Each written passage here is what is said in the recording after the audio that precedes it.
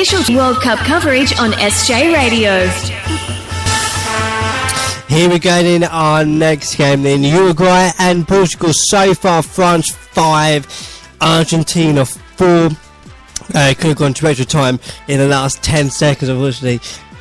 Aguero hit that top bar just a little bit too hard and bounced back off inches away as you're going through to extra time. Wait, what's this one going to prove? Uruguay and Portugal in about 5 minutes time. To give you some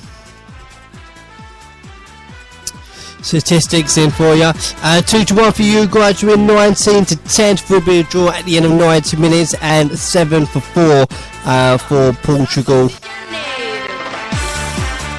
to win. Of course, Argentina knocked out France through to the next round.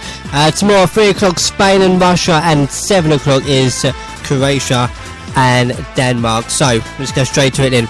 Let's get Uruguay versus Portugal. The World Cup. This is SJ Radio.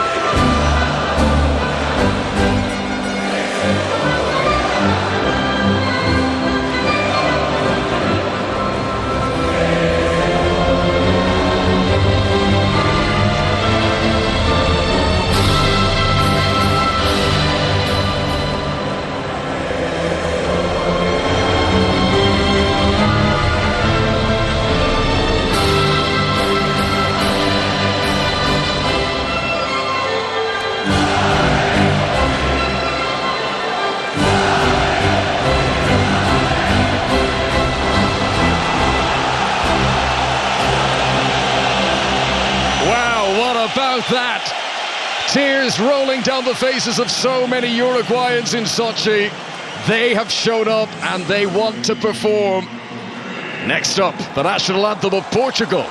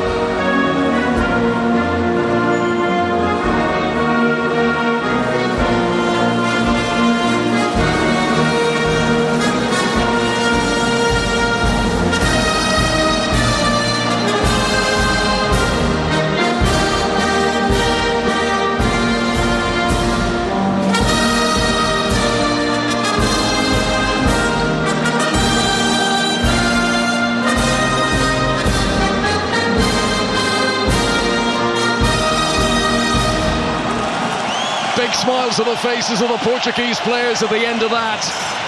It's almost time for kickoff. This is the first time Uruguay and Portugal have ever met at a World Cup. They've only met twice before in friendlies. And tonight one of Luis Suarez or Cristiano Ronaldo are going home. Two of the biggest stars in football. But this World Cup just ain't big enough for the both of them. One change tonight for Uruguay. We mentioned Jimenez coming in place of the former Liverpool man Sebastian Coates. So Muslera is the goalkeeper. Back four, Cáceres, Jimenez, Godin and Laxalt, the young left-back who plays in Italy with Genoa. Four in the midfield, Nandes of Boca Juniors, Torreiro's having a fine World Cup, the Sampdoria man, Vecino and Bentancur of Juventus. And then up front, the top two, Luis Suarez and Edinson Cavani. For Portugal tonight, well, they make three changes. Interestingly, Quaresma is only on the bench, so too Andre Silva, the young striker, and Cedric Suarez of Southampton Into the team come Bernardo Silva of Manchester City, Ricardo, the new right-back who's joining Leicester City, and Gonzalo Guedes is also brought into the team, the 21-year-old who's been on loan at Valencia and did very well in La Liga in the second half of this past season. So Rui Patricio is the goalkeeper, Sporting Lisbon keeper.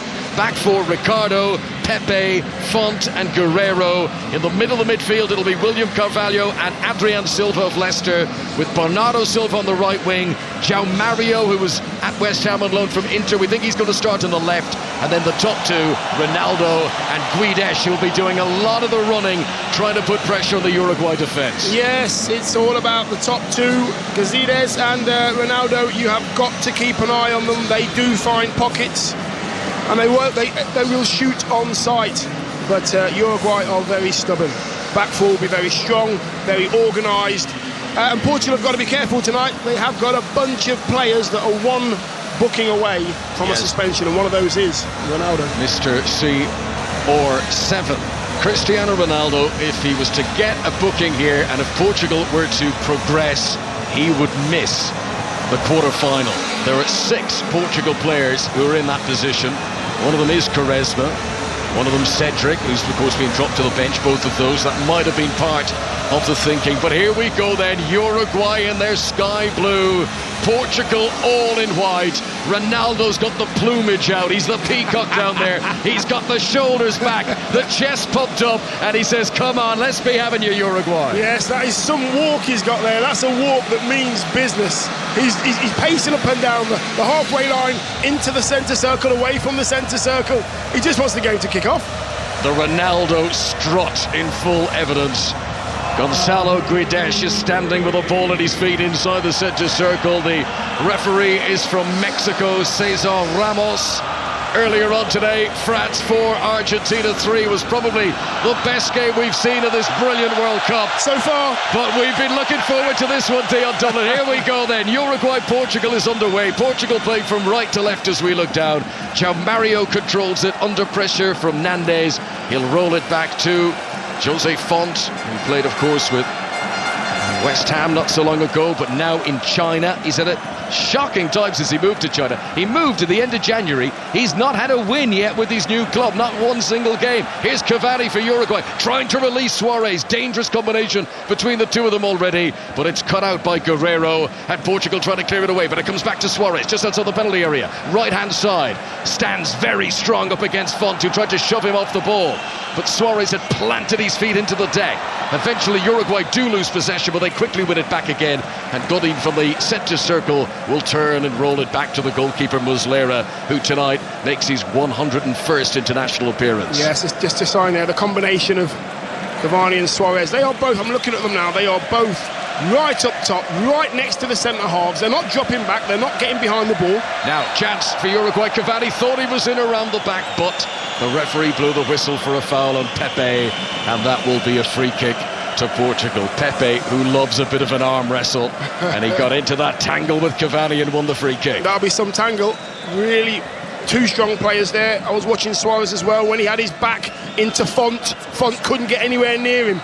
Now, Portugal's first chance to come on the attack. Guerrero helps it on through midfield. João Mario to Cristiano Ronaldo for the first time of the game, and he does a big dramatic chop, and he almost loses the ball, but he holds on to possession.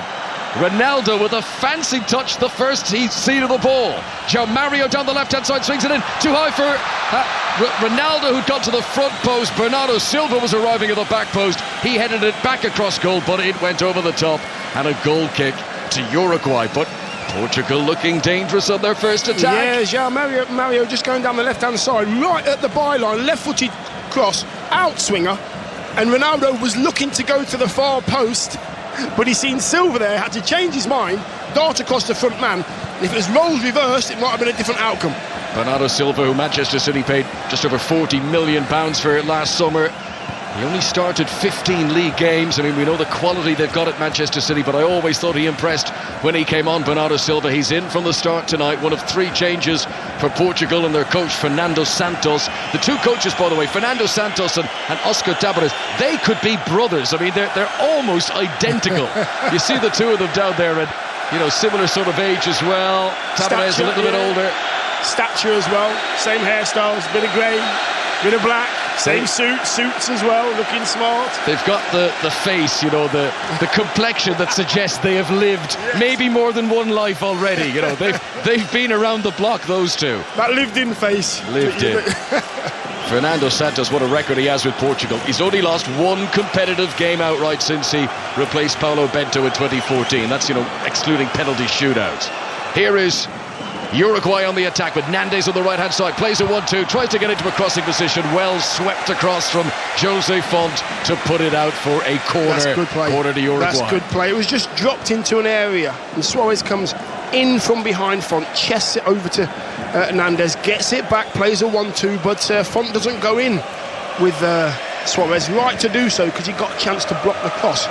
3 minutes played, 0-0. Lucas Torreira, who's only 5'6" tall, Sampdoria man whose father is actually sitting not so far away from us. He's a reporter for a Uruguayan radio station. Can you imagine what's going through his mind right now watching his son down there? Torreira waits for the instructions from the referee. Portugal, interestingly, are leaving the two wide men. João Mario and Bernardo Silva have both stayed up in wide wing positions, and I think as anything they want to keep a few Uruguayan defenders back. It just limits how many players you can get in the box. Right, here it comes from Torreira, right-footed delivery, strong header away, needed to be cleared out of the penalty area by Adrian Silva. Portugal are going to try and launch a counter-attack, and Ronaldo is fouled 15 yards inside his own half. Torreira, who had taken the corner, scampered over, tripped Ronaldo. Free kick to Portugal, 0-0. I'm not sure if that was a free kick, actually. I thought Torreira took the ball there. Yes, he got a bit of Ronaldo as well, but the ball was well and truly under his control, stopping that break there. Ronaldo was just about to get into his stride, getting into Uruguay's half. Stop there, kid, you're going no further. Ricardo, playing on the right-hand side of defence, creeps his way into the Uruguayan half. Possession given up to Diego Laxal, who plays in Italy with Girona. His long ball is too high for Suarez, and it's easily been picked up in behind by Font.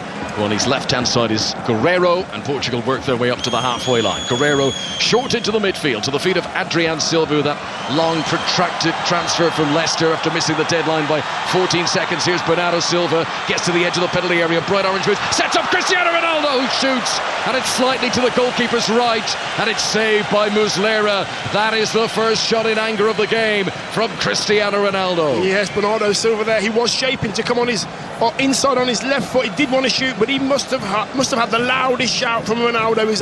His arms were by his side.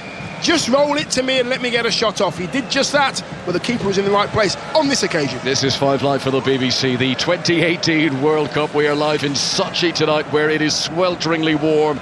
France 4, Argentina 3 earlier on today. Tomorrow, Spain play Russia. Croatia play Denmark tomorrow. But here tonight, we are watching Uruguay against Portugal. The winner will go through to play France in the quarter-final. That'll be on Friday afternoon kickoff in Nizhny Novgorod, as Portugal try to give it out to Bernardo Silva on the far side. Laxalt was in quickly to make an interception, and then stretching Godin clears it right-footed over the halfway line.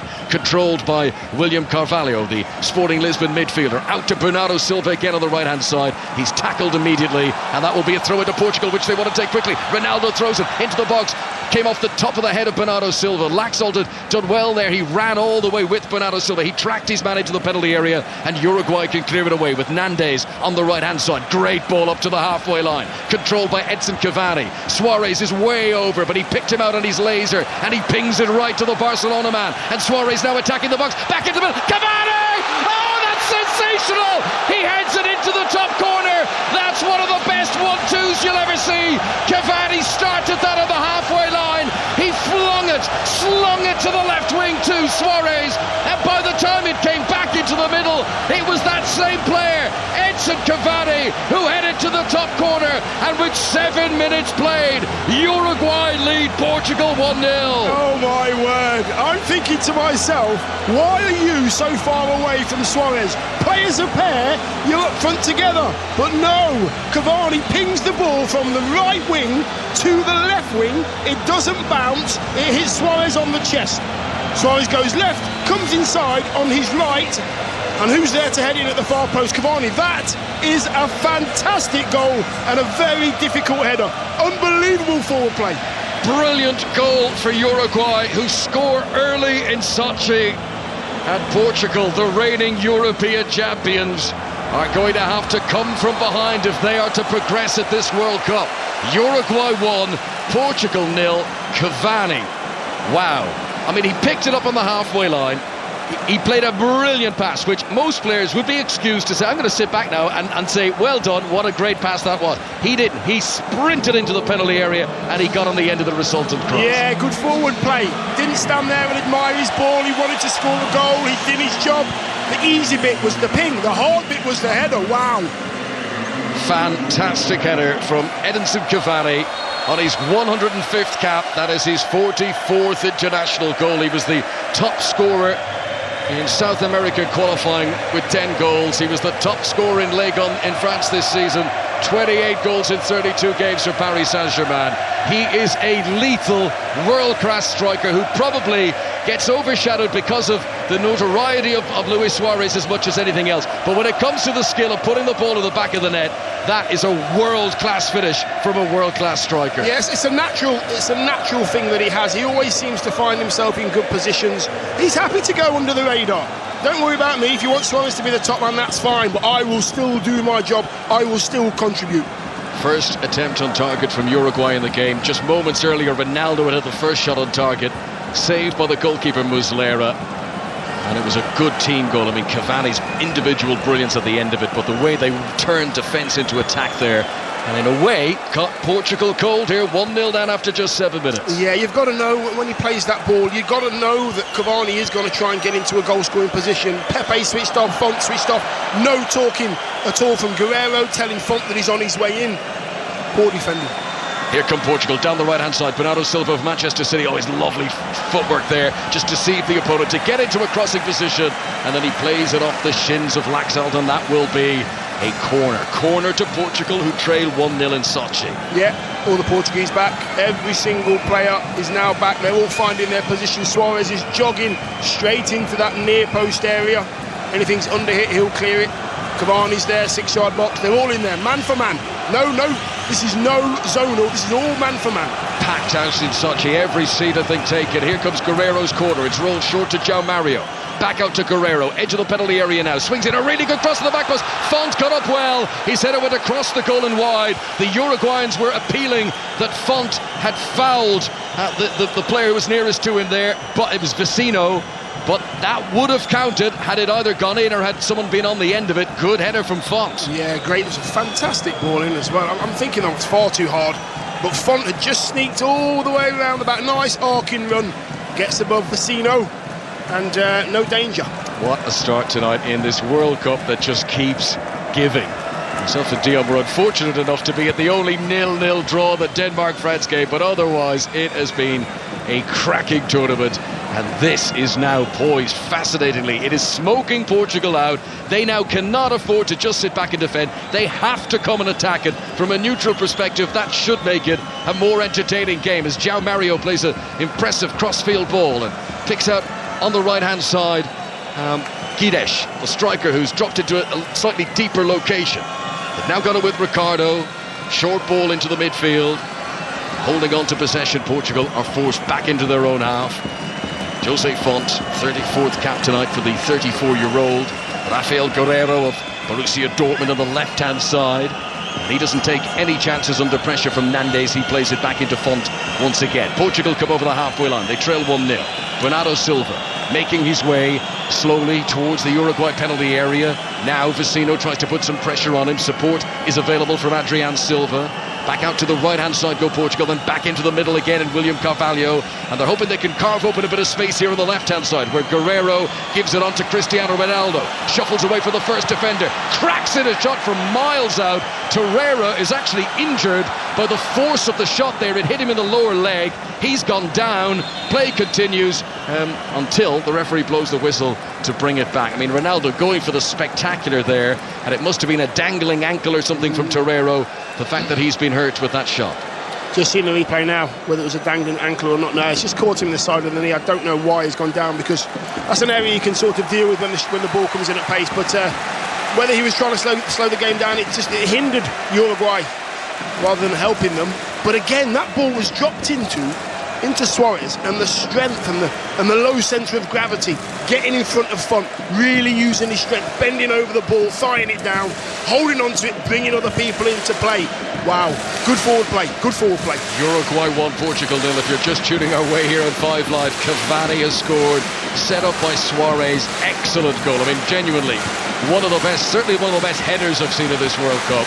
And the fact that he was so heavily involved in the build-up makes it even more special. As Portugal have got some defending to do on the left here. Guerreiro beaten by the bounce of the ball, but helped out by William Carvalho. Referee blows the whistle. Too forceful from Nandes, and that will be a free kick to Portugal and a chance for them to clear their lines. Portugal who've seen more of the ball so far, but Uruguay crucially have got the goal as Cavani sets up Suarez here into the penalty area. Right hand side, tried to ping it towards the far top corner, and it was cut out by Font and out for a Uruguay corner. Every time Suarez gets the ball, a jolt of electricity just whizzes around this stadium. Yeah, that's Cavani there, just doing a little bit of midfield work there, getting the ball into Suarez, and Font standing up, not committing left or right, saying to Suarez, what are you going to do? And he went on to his right, good defending again from Font. Torreira, who's recovered from that knock, will now take the corner, right-footed from the right-hand side. Godin had got up very well, beaten in the air by Pepe, who cleared it out of the box, comes back out to Torreira on the right-hand side, tries to beat the last defender. Good work by Guerreiro. Rafael Guerreiro got the ball, clears it to Ronaldo, excellent touch in field, and they managed to work it through Guedes, and then Guedes is caught in possession. So Uruguay have it back again in the final third. Plenty of blue shirts on the attack here as Vecino plays in a right-footed cross, sliding in. There's a collision between two players. Font has come out the worst there, and play is brought to a halt just to make sure to see does he need any treatment. But Uruguay very nearly capitalising on some sloppy play by Guedes, and Uruguay, when they get it in the final third, it's lightning fast. They're just getting it into the forwards. As soon as they get the ball, they're looking up for Cavani and looking for Suarez, and then they're piling players forward to get support into them. They can't do it on their own, and they are getting support. Here is Cavani flicking the ball up into the air, unable to get it when it comes back down again. João Mario gets it under his control, plays it forward towards Guedes. Now he's got Ronaldo to his right hand side. He's got 4 Uruguayans around him. They're working so hard, the South Americans in defence. Good work from Guedes though to pick out Bernardo Silva on the right hand side. Steps into the penalty area, flash of the orange boots. 1 dummy, 2 dummies, back to Guedes again, tries to shoot on the edge of the tee. Very good defending. Torreira came in, smothered that shot, killed all the pace off it, and it trickled through to Muslera, the goalkeeper. Yeah, if they can look to get that ball in the box just a bit quicker, might cause Uruguay some problems.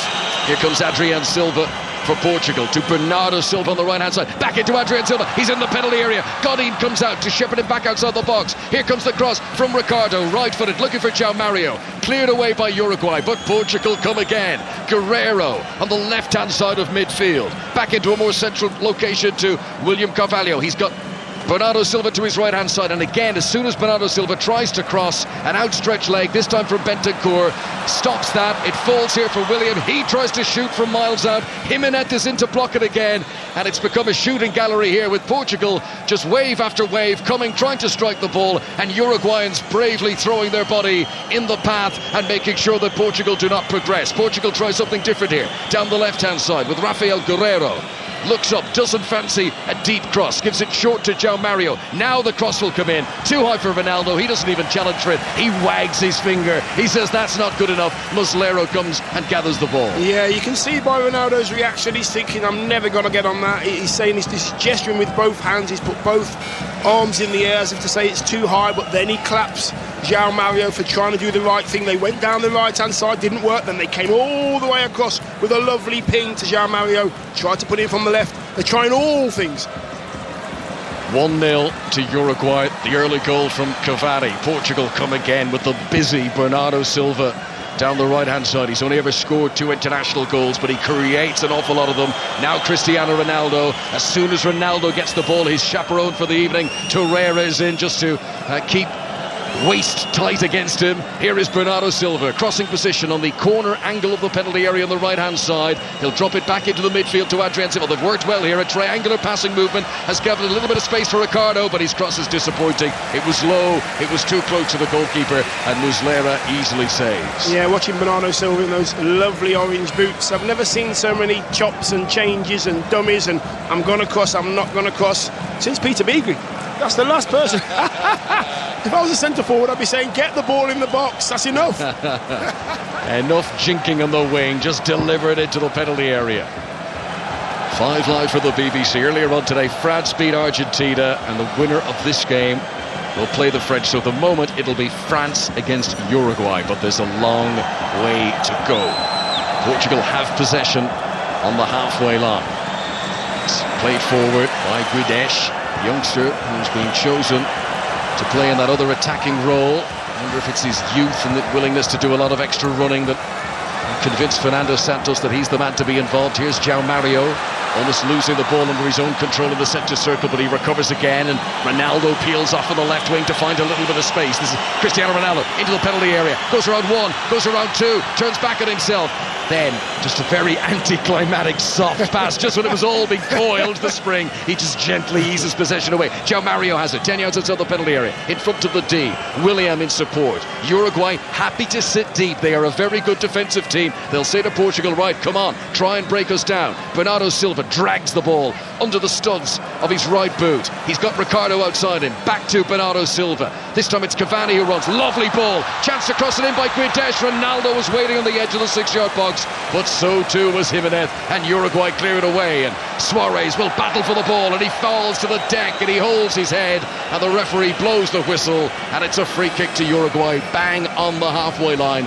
They lead 1-0. Dion Dublin. That is such good centre forward play. The ball's in the air, gets cleared really high. He goes up with Font first and foremost. It bounces over Font, and then he gets his body in against Guerrero, wins a free kick, takes the pressure off his team. They can come out, get up the pitch, keep the ball. What they do in Uruguay when they haven't got the ball, they're going into a 4-1-1. Cavani is just sitting a little bit deeper. Suarez stays as the lone striker, but incredibly organised, moving across the pitch as a team. You know the Suarez expression, you've seen it before. He's got the teeth clenched, he's got this hurt look, and he makes his way forward. It just all the time implied to the referee what a terrible tackle that was, what an injustice was done, and Suarez makes his way up into an attacking location. Godin has it at the back for Uruguay.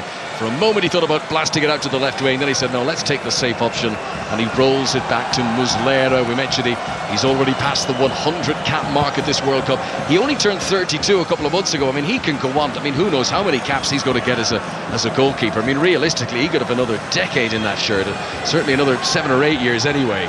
As the ball is played towards Suarez, Font lunged in and didn't get there. Suarez is onto it here. Now he's got support as well, and that's a brilliant recovery, I thought, by Font, but the referee says he's fouled him. Suarez goes down again, and this is a free kick that might just be within shooting position. Yeah, not sure. I'm not sure if Font got the ball there. We're just having a little look at the replay. No, it's Suarez just taken Suarez's right leg. Suarez has just changed his body angle, just made sure that he was in between the ball and Font. Font had no chance of getting the ball. Gets himself a free kick there. 20 minutes played in Sochi. It is hot and sticky every now and again. We little blast of breeze that comes in off the Black Sea, and it is very welcome indeed when it does come through. This very space age looking stadium, very Russian bling with the multicoloured lights beaming on the outside, and you can see the reflection coming through the roof. And Suarez here stands over a free kick which he has told any other interesting parties to move away. This is his free kick. Yeah, he's hands on hips, but he's got his left foot right where the standing foot's going to be, just so it's a nice solid piece of turf. And he counts out his walk. 1, 2, 3, 4, 5, 6 steps backwards, and here he comes. Luis Suarez, right-footed through the wall, brilliant save down to his left. Rui Patricio could only have seen that late. It wasn't the most well-built wall we've ever seen. Uruguay continue on the attack, cross in from the right-hand side from Nandes, can't pick out a teammate, and Portugal relieved to see it eventually spin out of play for a goal kick. Free kick that got through on target. Yeah, Patricio must have seen this. In fact, it went through the wall. 2 Portuguese players turning their back on the ball, therefore the ball going straight towards that bottom left of Patricio's goal. Good firm hand though, really good firm hand. That wall was as flimsy as a wet paper bag. I mean, they broke open. Suarez was setting off in a celebratory run. He thought once it was through the wall, he thought it was in, and Rui Patricio dived to his left to save. You know what, I've stood in the wall many times. Just stand in the wall. If you're not going to jump, stand still, take the pain. That's what you're there to do, a wall. Yeah. You have one job, literally, when you're standing in that position. 1-0 Uruguay. Cavani's goal after 7 minutes. Diego Laxala's possession on the left-hand side. Bernardo Silva working hard to close down his options. Uruguay hold on to possession. They have it back inside their own half with Jose Jimenez, who started the first 2 matches of this tournament. He missed the win over Russia. He had a thigh problem. He's back in tonight. Suarez goes down in a crumpled heap. Referee waves play on this time, and Bernardo Silva gives it on to Cristiano Ronaldo, who's now popped up on the right wing, up against Laxalt, who's afraid, who's backpedaling away from him. Here's Ronaldo, 1 chop change, 2 chop changes, flicks it into William Carvalho on the edge of the penalty area. He floats it out to Guerrero on the left-hand side. Ronaldo's now made his way into the penalty area. Possession with João Mario, left-hand side of attack. Gives it back into a more central location to William. Now he's got a lot of options ahead of him here. Spoons it to the left. João Mario controls. Out comes Cáceres to try and put pressure on him. João Mario's ball into the penalty area, not bad, but Guedes can't control it. And it's Jimenez who fires it away. Right-footed, the referee's whistle had blown anyway. And that will be a free kick to Uruguay, still 1-0 in front. Yeah, it's very, very clever from Uruguay. They're noticing where Ronaldo is. He just popped up, as you say, on the corner box down the right-hand side this time. And there's 2 players marking Ronaldo, and as he starts to take them on, another player arrives. So they know that they have to keep an eye on him all game, concentrate. Where is he? He's their danger. Very organised Uruguay, and looking pretty comfortable at the moment, I've got to say.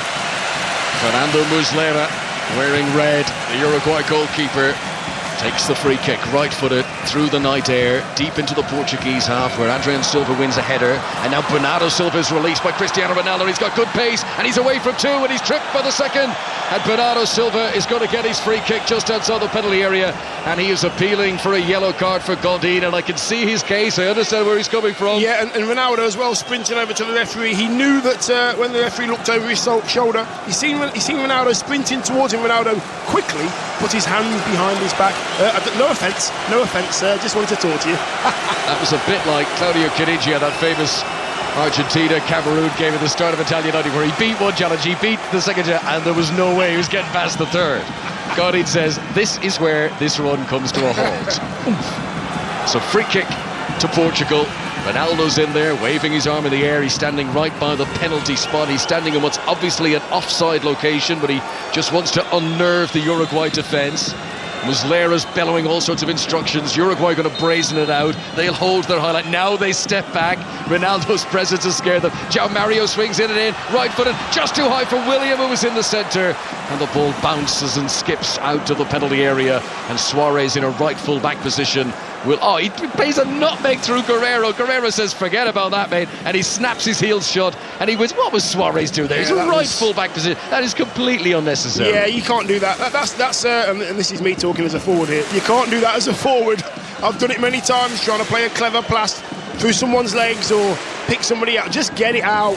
Get your team up the pitch. This is me speaking as a bang average five-a-side player. You don't do that. I don't care what level it is. You don't do nutmegs at right back at the World Cup. Uruguay leading 1-0, but maybe if they're 2-3, 4-0 up, you can do that sort of stuff. Not at 1-0. Bernardo Silva jumps and wins ahead of the penalty area, trying to pick out Cristiano Ronaldo, but alert goalkeeping, and Muslera comes and gathers possession. Uruguay 1, Portugal 0. We've played 26 minutes. Yeah, they've had some decent play. Portugal. Oh, what a touch from Cavani. Oh, my word. Like he's wearing slippers, he controls the ball, he's fouled by Ricardo, free kick to Uruguay. That was the ball was in the keeper's hands, and he'd done one of those kicks out the side. They kick it out the side, don't they? And it went over his left shoulder, and he plucked it down with his right foot with his laces. Oh wow, what a great piece of play that was. Pereira didn't have a chance. That was fantastic skill from Cavani, and he waves an imaginary yellow card, and he wants a booking as well. So far the referee has kept the cards in the pocket. Remember, Bentancur is the one Uruguayan who would miss the quarter-final if he's booked. There are 6 different Portuguese players in that situation, 3 of them who start the game, 3 of them who are on the bench. Here comes Nandez down the right hand side, sliding in is Rafael Guerrero. Good tackle, puts it out for a throw into Uruguay on the right hand side.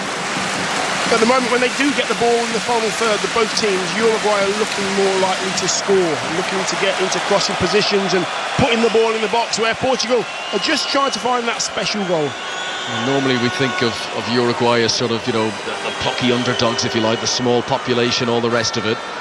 They were very much the favourites of their group. They were in Group A, in with Russia and Egypt and Saudi Arabia, and everyone expected them to win that group, and they certainly didn't falter with that favourite status, because they came through, they won all their games very comfortably, got their way in as group winners and into this second round game against Portugal, who finished second in their group behind Spain.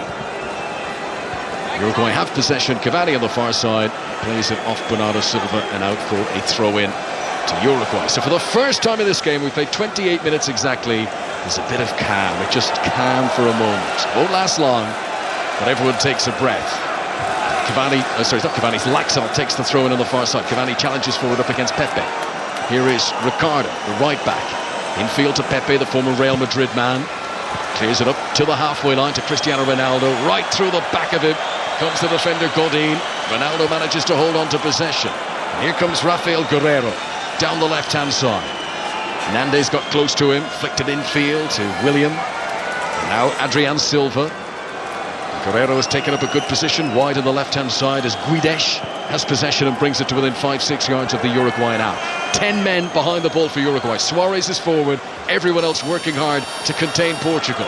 William onto Guidesh, back to William, 20 yards outside the box, now to the left-hand side, closer to the penalty area is Guerreiro. Excellent hard work by Cáceres to force him away and force him off the pitch. Guerreiro runs it out for a throw. That is really good full-back play, not diving in, just making sure that the cross doesn't come in, even if he chops back onto his right foot. Not coming in, forces him back, makes him go towards his own goal. That's really good, patient defending. Oscar Tabarez has been the Uruguayan coach for much of the last 3 decades. This is his 4th World Cup. He's always reached the knockout stages. He's a figure I'm sure many of our listeners will have seen the images of. He often has a little Zimmer frame thing or a walking stick to get around. He suffers from an immune system disease, but his brain remains razor sharp, and he knows his way through an opponent like Portugal. His team have got about the tactical battle very well so far. The goal has been scored by Cavani. That's the sensational moment, but Uruguay are containing Portugal elsewhere. Strong challenge goes in by Nandes on Guerreiro, and the referee blows the whistle for another Portugal free kick. Yeah, that was a Uruguayan tackle that I expect. Nandes there just running into Guerreiro, making sure that he goes no further. Definite foul. Portuguese playing it short, just trying to be patient and find a way through, because Uruguay are really tight in formation. There's no gaps in the midfield at all. The 4 across midfield and not allowing them to have too much ball in dangerous areas. There is Ricardo, right hand side on the attack for Portugal, wearing all white, playing from right to left as we look down in this first half at a packed Sochi stadium. Guerreiro now in a more central location, rolls it up towards the feet of Guidesh. You've got to say, he keeps showing for the ball, and this time he's tripped, and it's a shootable position. And for a moment, Portugal think about taking it quickly, and then they go, whoa, we've got Ronaldo in our team. Why don't we have a little think about what we'll do here instead? Yeah, Guidesh there, just showing to feet. Right, just on the corner of the D, and the referee's waiting to see if there's any advantage at all. No advantage whatsoever. And it's in a great position for Ronaldo. It's literally on the corner of the D, about 4 or 5 yards out. Yeah, and you know what? If you looked at where the foul happened, it was about 3 yards closer to the penalty area. But Ronaldo, while all the setting up wall, he's just a little bit further back, and now he's found his sweet spot. This is the location he wants, and he pulls up the shorts to his waist, and he displays the muscular thighs, and he's got that pose. What an iconic deal. What a pleasure to be here at a World Cup watching this picture here. Ronaldo puffing the air into his chest, the shoulders lift and they drop. He wipes his hands on his waist. Here he comes, right-footed into the wall, which does its job, and acrobatically the ball is bicycle kicked away by Torreira, and Uruguay, who had hearts in mouths for a moment, are very pleased that free kick hit the wall. Yeah, that's what it's supposed to do. Ronaldo didn't get it over the wall or around the wall. The wall stood firm. Look at that. Didn't go anywhere near the goal. They did their job. Even if it hurts, just help your keeper out. That was on target, and I think it might have given the keeper a bit of a problem, but the wall did its job. Well done. Uruguay 1, Portugal 0. We had a flimsy Portuguese wall earlier on in the game. Uruguay just showing them how it's done. And on our monitors, the close-up of the expression on the face of Cristiano Ronaldo, upset that he didn't hit that one a little bit better. He's still He's still persevering with the goatee, Dion. He's trying his best to get a little bit of fuzz down there on the chin. He might have to keep trying. It's not working as yet. But, you know, the setup for the free kick, it's just such showmanship. You know, look, he had a little sneaky look at the screen as well. How do I look? How do I look? You see, the rest of us have mirrors. He's got big screens, Cristiano Ronaldo. He knows he'll be on them as Suarez tries to run into the penalty area, tried to thread it through to a good run by Bentancur, but ball intercepted briefly. Uruguay get it back again with Martin Cáceres on the right-hand side. Gives it on to Nández. Cáceres has continued the run. Carvalho's tracked him. That's very good midfield play. He saw the danger. He got across to cut it out, and Portugal should be able to clear the ball away. Speaking of the goatee on Ronaldo, by the way, in facial hair, so I lent my shaving foam to producer George when we were in Moscow. Where do you think it is now? Has it been A, safely returned, or B, is it still in Moscow? I'm going to go for B, still in Moscow, because I asked him for it today and I said, where is it, George? And he said, oh, sorry, I left it in Moscow.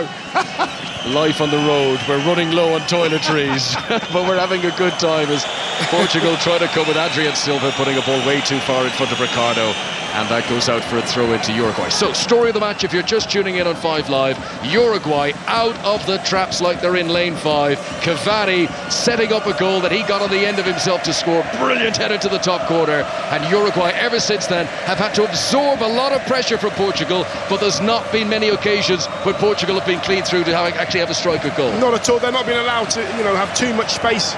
Uruguay being very, very organised. Cavani and Suarez as a pair working so hard. Here's Suarez now down the right-hand side, out wide. Suarez pumping hard, knees like pistons, gets to the ball ahead of the corner flag, and Font had gone out to track with it. That's pulled the central defender out of there. Cáceres comes forward, rolls it back to Suarez, who's managed to unshackle himself from Font's grip.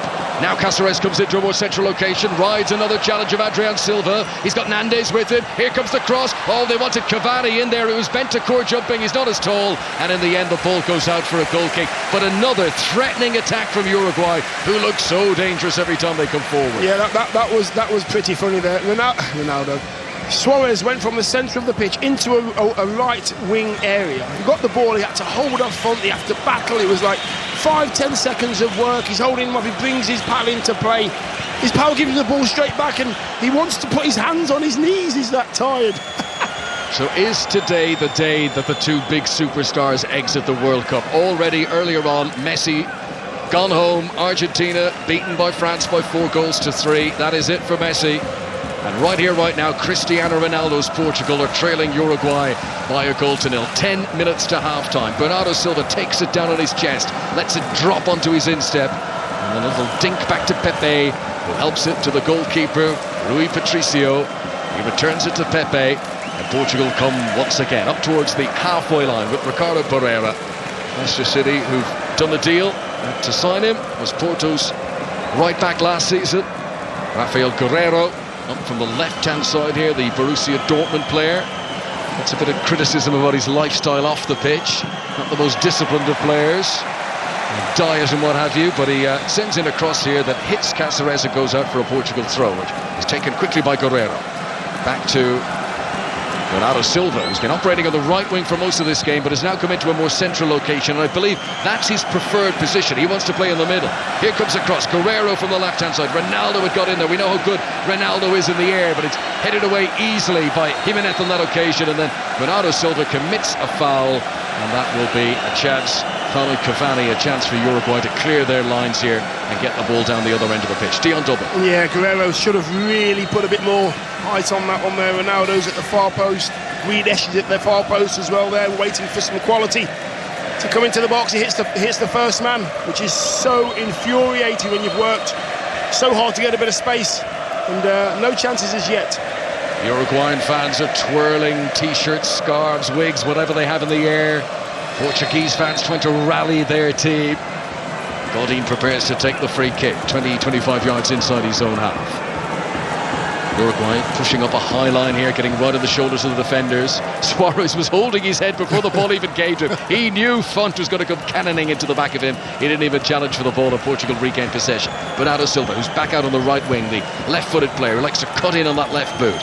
Willian's with him now, inside the centre circle, and he gives it out to Cristiano Ronaldo, who's pulled into a deep location here to get a bit of space. He points his finger left. He wants Guerrero to go on the overlap. Now he plays it to Guerrero. Ronaldo makes his way into the penalty area. It's slow to come from the Borussia Dortmund fullback though. Back into the midfield to a deep position to William. Bernardo Silva on the right hand side. Ricardo has come up from right back. Short ball towards the edge of the penalty area, and Guedes. And it's very composed and full of concentration from Uruguay. They're chasing shadows a little bit, but they're not panicking. Here comes the cross from Ricardo. Ronaldo got off the ground, and Guedes actually jumped in front of him, and there's been a clash of heads, and the ball is put out of play by Muslera.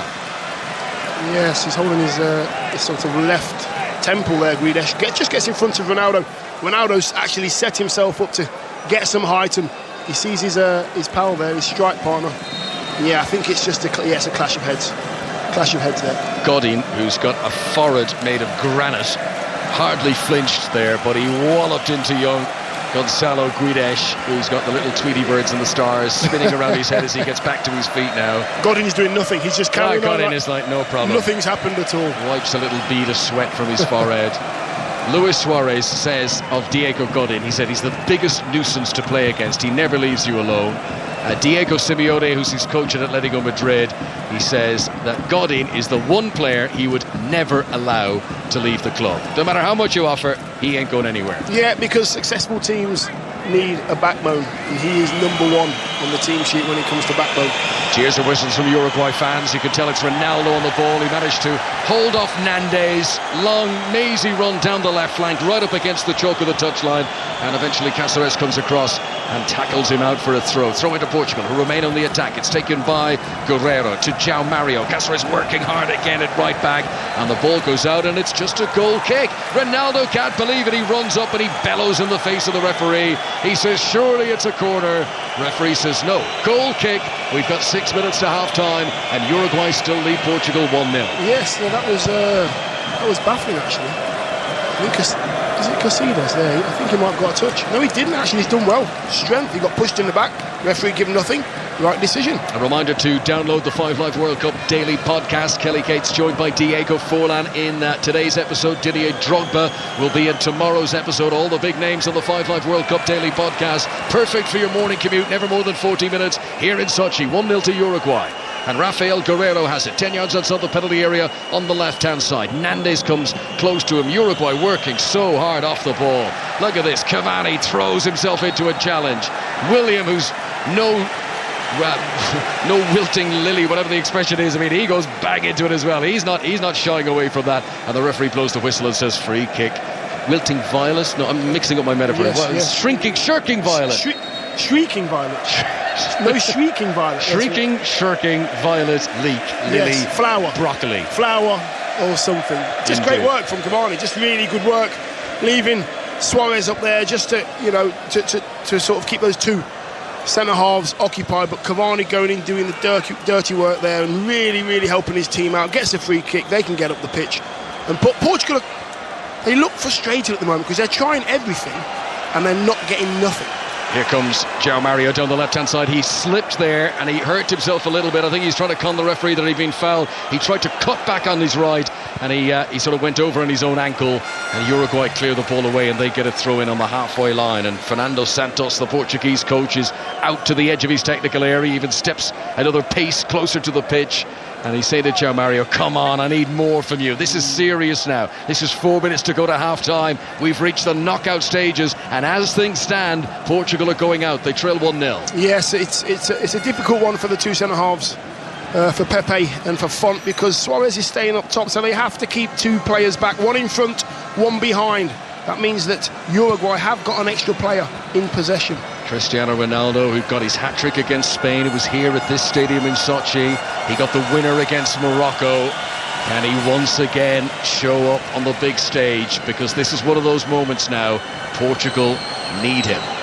Yeah, it doesn't matter, what he does during the game, because there will be one or two moments in the game where Ronaldo just turns on and turns up the gas and shows us something special, whether it's a bit of skill, whether he sets somebody up, whether he will get a chance, he will hit the target with a header or a shot sooner or later in this game.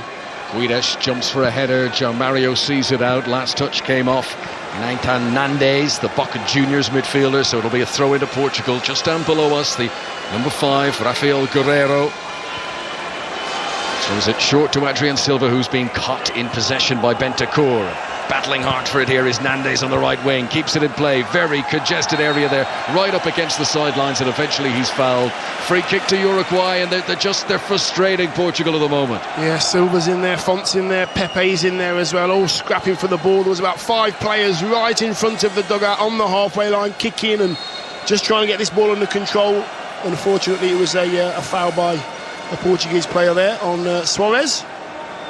Suarez takes the free kick. Right full-back position for Uruguay. Suarez goes down in a heap after a challenge from behind. Referee says play on, nothing wrong with that. So Uruguay are temporarily down to 10 men here, with Suarez lying flat on the ground. Whistles from the Uruguay fans who want play to stop. Bernardo Silva with no interest. Now Ronaldo, crossing position on the right-hand side. Still no movement from Suarez. Ronaldo crosses, deflects off the defender. That'll be a corner, and the Uruguay fans and players are not happy here. They're saying, come on, it's a head injury, you should have stopped play. And with the ball out of play, some treatment now can come on for Luis Suarez. Mind you, the Uruguayan medical staff aren't exactly busted a gut to get out to him. Right? Look at them strolling over. And get the feeling they're not all that concerned for Luis Suarez, who he didn't get hit. He didn't. We're seeing the replay here. He didn't get any. There was no contact. There was no contact to his head at all. What it was, maybe a little bit of whiplash, maybe from Guerrero there, going into his heart, into his the top of his back. But he's holding his head like he's had an elbow in the back of his head, and he's stayed down. He's put his team under pressure. Maybe that's his. Maybe that's a cry wolf sort of situation where he's done it so many times that the referee wasn't buying it. Sorry, pal. We know what you like, and listen, he got a bit of a clatter, but he didn't warrant staying down for so long. The clock ticks on. We're into the last minute of the opening 45. There'll be a bit added on for the stoppages. We've seen a hell of a goal tonight. Cavani, just to paint the picture for the listeners at home, he had possession just inside the Portugal half. He sprayed a pinpoint crossfield ball onto the chest of Luis Suarez. Suarez, couple of touches, pinged it back into the middle, and there was Cavani. How he made up that ground, I don't know, but from just inside the Portugal half, suddenly he was on the edge of the 6-yard box. And I mean, Dion, you know how to head a ball. What a finish that is. Yeah. Goalkeeper, no chance. Yeah, no chance at all. Very difficult header. There's pace on the cross, so you just want it to hit your head. You can't head the ball, just hit your head and guide it towards goal. Bernardo Silva takes the corner kick, and again, it's a short corner. They've done that a couple of times now. Bernardo Silva, with a lot of impatient Portuguese players waiting for it to be delivered into the box, loses his footing, gets the ball back again from Ricardo. Now back to Adrian Silva, back out to Ricardo again. 2 minutes of being added on for stoppages. Ricardo's cross is good, but not as good as the catch from Muslera, who was under pressure there. So many goalkeepers this World Cup would have punched that. He said, no way, grabs it firm. Yes, he's under severe pressure as well from Pepe, making sure that his knees are up. The ball's been taken at his highest point. No chance was he going to drop that. Very good keeping. The goal that Cavani has scored tonight, the first of this tournament that Uruguay have scored that didn't come from a set piece. All 5 before this evening were some from set pieces. This was very much from open play. Here is Suarez, who'll claim the assist. Plays the ball off Guerrero, and that is out for a throw into Uruguay midway inside the Portuguese half. And Portugal are going to need something new in the second half. They're going to have to step it up. Difficult to see exactly in what shape that's going to come, but they're going to need more than what we've seen in this 45. Yes, they're trying to unlock Uruguay, but nothing as yet. They've tried left wing, they've tried right wing, they've tried to go through the middle with some really good football, but very organised Uruguay, very stubborn in allowing any shots on target, any crosses to come in. They're stopping the crosses at source, don't allow it into the box. Fullbacks working really hard. Suarez prepares to take the throw in on the right-hand side. Uruguay, deep in stoppage time here at the end of the first half, have committed a lot of bodies forward. Cáceres has given it the longest run-up he can. Here, whoa, what a throw that is, by the way. Beyond the penalty spot when Pepe lunged and headed it away. That was an enormous throw. Portugal clear it away. Godin hammers it back into the mix, high and hopeful. Comes down inside the penalty area. Cavani with another one of his glorious touches. Hits it with the second attempt and puts it wide. What a goal that would have been. I don't know what Godin was doing there. He just actually launched it from the centre circle, high as possible towards the Portuguese goal, and Cavani brings it down with a half-average touch compared to his standards, and he gets a shot off. Very good work. Here we go, the whistle for half-time. So, advantage Uruguay. Cavani's goal came early. Portuguese players make their way to the tunnel. and they need to step up their game, or Cristiano Ronaldo and company are going home. Yeah, they need something new. They've got to try a different way of scoring, getting chances on goal. Uruguay organised, stubborn, going into a 4-4-1-1 when they haven't got the ball, occupying the two centre halves of Portugal. It's an even Stevens game when it comes to possession, but one chance, one goal. Brilliant goal it was too, Kelly. Uruguay lead Portugal by 1-0. Conor, thank you very much. Dion, if I remember correctly, you're a big admirer of Cavani, aren't you? Yeah, I am. Yes, he's very good looking. No, for me, he's the one that's the unsung hero when it comes to goals and hard work, and does all that work that a centre forward really doesn't want to do. But his goal was outstanding. One of those goals you think, well, listen, if that goes in, it'll go in 1 in 100. He caught it right, he worked hard, deserved the goal. Great ball in from Suarez, and Uruguay deserve to be one up at the moment. Dion and Conor, thanks very much for now. We'll be back in Sochi for the second half of Uruguay against Portugal. Guillaume Balaguer's been watching here in our studio in Red Square. What's your take on it, Guillaume?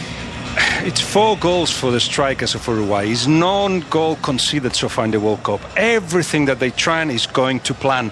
And you have to admire the way that they're playing every single minute. If it's the last minute of the World Cup final, they just give absolutely everything. And it's so difficult to do that because you really need to believe that's the way to win. You need to be committed to it. You need to be able to suffer a lot of things that you don't normally get from 11 players at the same time. Cavani was defending on the edge of the box. So from that point of view, if you want to beat that, you need coordination, you need 1-2s, you need technical ability, vision from the midfielders.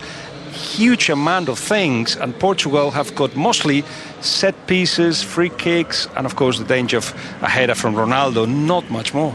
Let's bring in Tim Vickery, because Tim, this is a Uruguay performance that just gives more weight to this theory that they could really progress in this tournament. They look, 1, like a team who can score, and 2, like a team you wouldn't want to play against. Indeed, yeah. So far, basic mathematics. Suarez plus Cavani equals more than Ronaldo, especially when you can stretch the defence like that. What a fantastic 1-2. What a fantastic goal. And still in the tournament, 4 games, Muslera has hardly had a shot to save.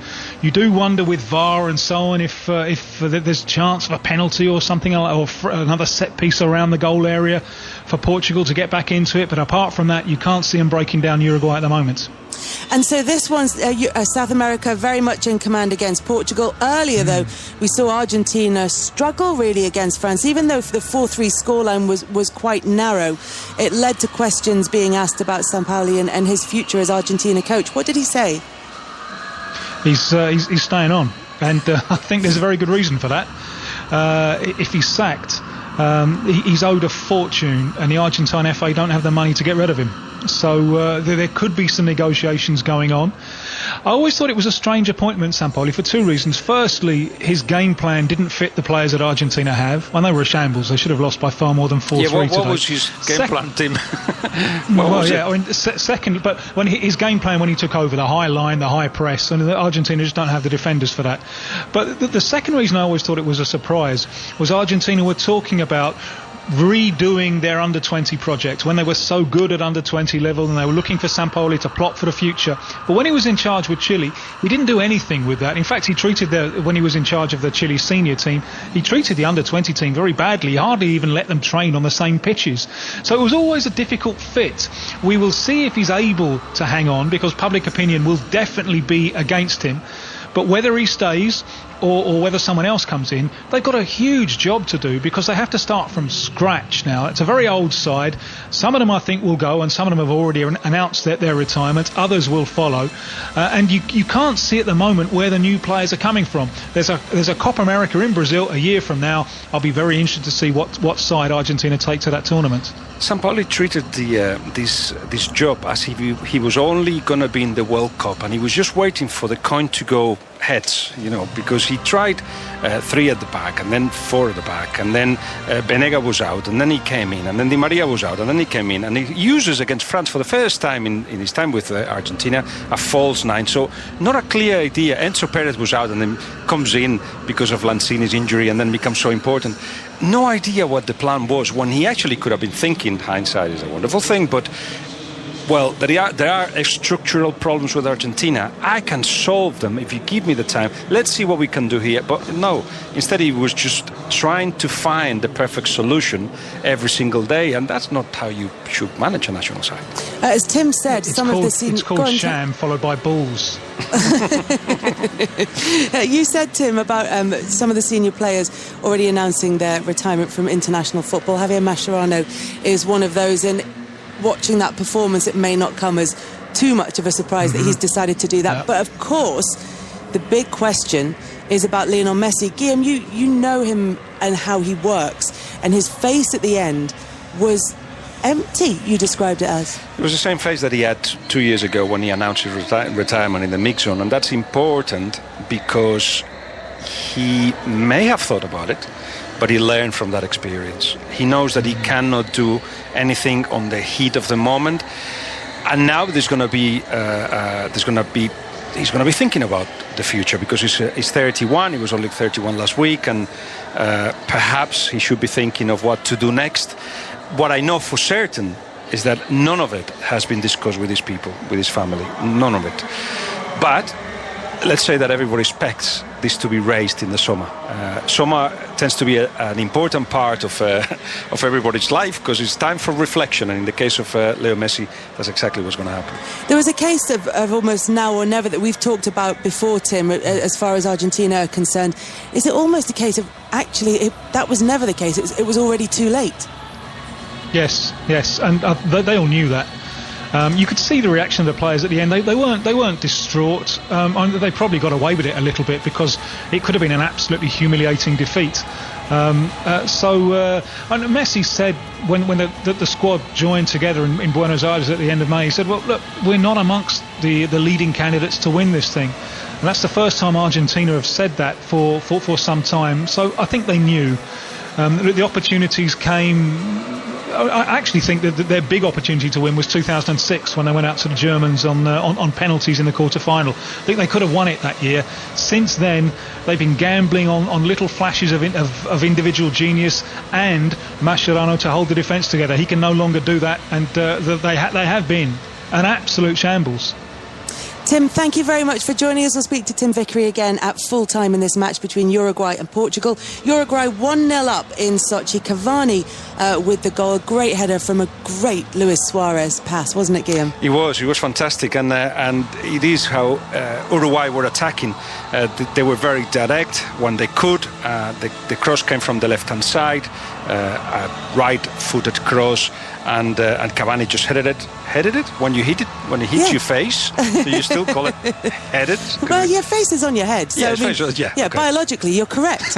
More from Guillaume Balaguer in a football sense as the evening progresses. We'll bring you the second half of Uruguay against Portugal, and we'll round up the rest of the day's sports stories after the BBC News. On digital, online, smartphone and tablet, this is BBC 5 Live. With the headlines on 5 Live, I'm Davinia Ramos.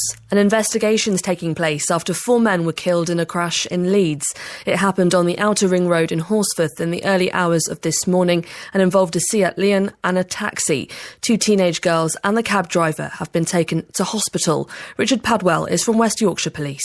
We're carrying out a thorough and detailed investigation into the circumstances of the collision, and we'd be very keen to hear from anybody who has any information about the collision itself or the immediate circumstances leading up to it. Lancashire Fire and Rescue Service say a moorland fire on Winter Hill near Bolton is a major incident. It's merged with one on Scout Road. Firefighters are also still trying to contain the fire on Saddleworth Moor. Plans being drawn up by NHS England could see breast reductions and tonsil removals being offered to fewer patients from next year. If it goes ahead, it could save the health service around £200 million a year. Meanwhile, thousands of people have been taking part in a march through central London to protest at what they say is the underfunding of the NHS. These demonstrators said the health service is under strain and needs urgent help. The pressure is constant, but nothing is being done to put the resources in to actually ease that pressure. Because of the shortages in nursing, in general, there's over 40,000 vacancies. We're feeling it left, right and centre. There's not enough staff on the wards. We are so fortunate to have the NHS when we look at healthcare models overseas. Protests against Donald Trump's immigration policies are taking place across the US. Tens of thousands of people are calling for migrant children separated from their parents at the US border to be reunited. And events have been taking place across the world to mark the UK's Armed Forces Day. Theresa May attended an event in Wales and met military personnel, volunteers and members of the public. Lewis Hamilton is driving towards the final corner on this Paul Ricard circuit. He started on pole position. He's dominated it from the front. Hamilton out of the final corner wins and retakes the championship lead after victory at the French Grand Prix. A superb drive from Hamilton, dominant, and he's back in the lead of the championship. Next, the Austrian Grand Prix. Live race commentary from 2 on Sunday. F1. On 5 Live Sports Extra. Live from Russia, this is 5 Live Sport with Kelly Cates. Hello, welcome back to our Red Square studio here in Moscow. It's currently Uruguay 1, Portugal 0 at half-time in Sochi. Second half of that game is coming up. Elsewhere, it's a Mercedes 1-2 at tomorrow's Austrian Grand Prix. But it wasn't such a good day for Ferrari's Sebastian Vettel. F1 commentator Jack Nicholls joins us. So what happened, Jack?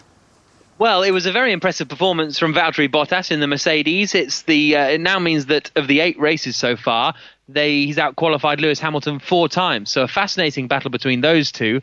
But for Sebastian Vettel, he qualified in 3rd place on the grid. That was all done and dusted. But then the stewards looked into an incident between him and the Renault driver Carlos Sainz. Sainz was trying to do a fast lap. Sebastian Vettel was just doddering around in the way, basically. And he affected Carlos Sainz, and the stewards deemed that was worthy of a penalty. So as a result, he's been dropped back 3 places. So instead of starting 3rd on the grid, he'll start 6th. And that really helps Lewis Hamilton, obviously, in his challenge to try and extend his championship lead tomorrow afternoon.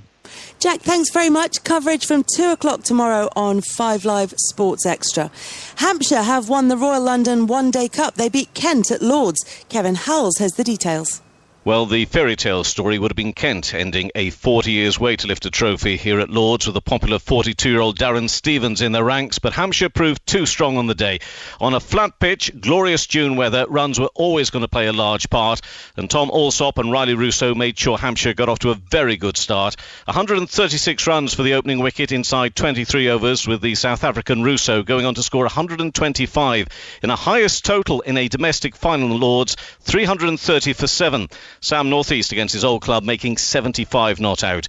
In the chase, Kent's leading run scorer Heine Kuhn ran himself out on 32, and with disciplined bowling and very good fielding, including 3 further run-outs, Kent found it all too much. All out for 269, Hampshire the winners by 61 runs. News from the British Athletics Championships now, and Dina Asher-Smith set a British Championship record in winning the 100 metres in Birmingham. Great Britain's Olympic and former world 400-metre champion Christina Hurrigu has retired at the age of 34. In tennis, world number 2 Caroline Wozniacki beat Aryna Sabalenka to claim her 2nd Eastbourne title. Sweden's Marcus Kinhult has a 2-shot lead going into the final round of the French Open. He's on 10 under par. Chris Wood, Sergio Garcia, John Rahm and world number 2 Justin Thomas are all in the chasing pack. Meanwhile, here in Russia, it's Uruguay 1, Portugal 0 at half-time. That match taking place in Sochi. Guillaume Balaguer has been watching.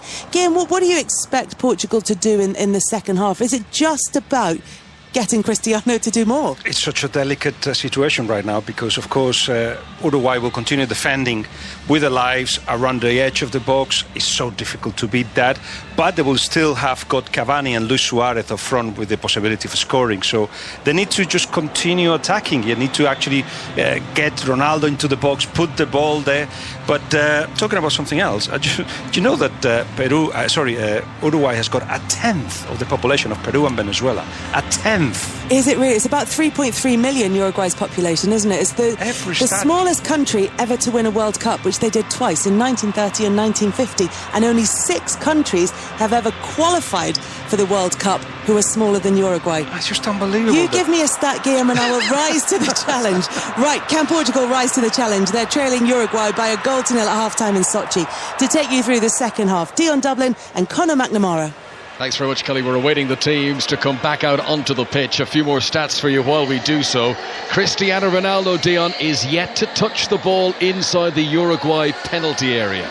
Doesn't surprise me. All the crosses that come in are headed out, or they're blocked, or they're not even making their way into the box. That's how few chances Portugal have had. He does rise to the big occasion with club and country, Cristiano Ronaldo, and he's just given a team talk inside the tunnel. We can see it on our monitors here in Sochi, and now we look down below and he emerges first. Cristiano Ronaldo, the first player back out onto the pitch for the second half. He's never scored a goal or provided an assist in a knockout game at the World Cup. That stat actually surprised me. Wow, a player of that quality as well, you know. Listen, there's still time. He's got 45 minutes left in this World Cup as it stands. He will do something.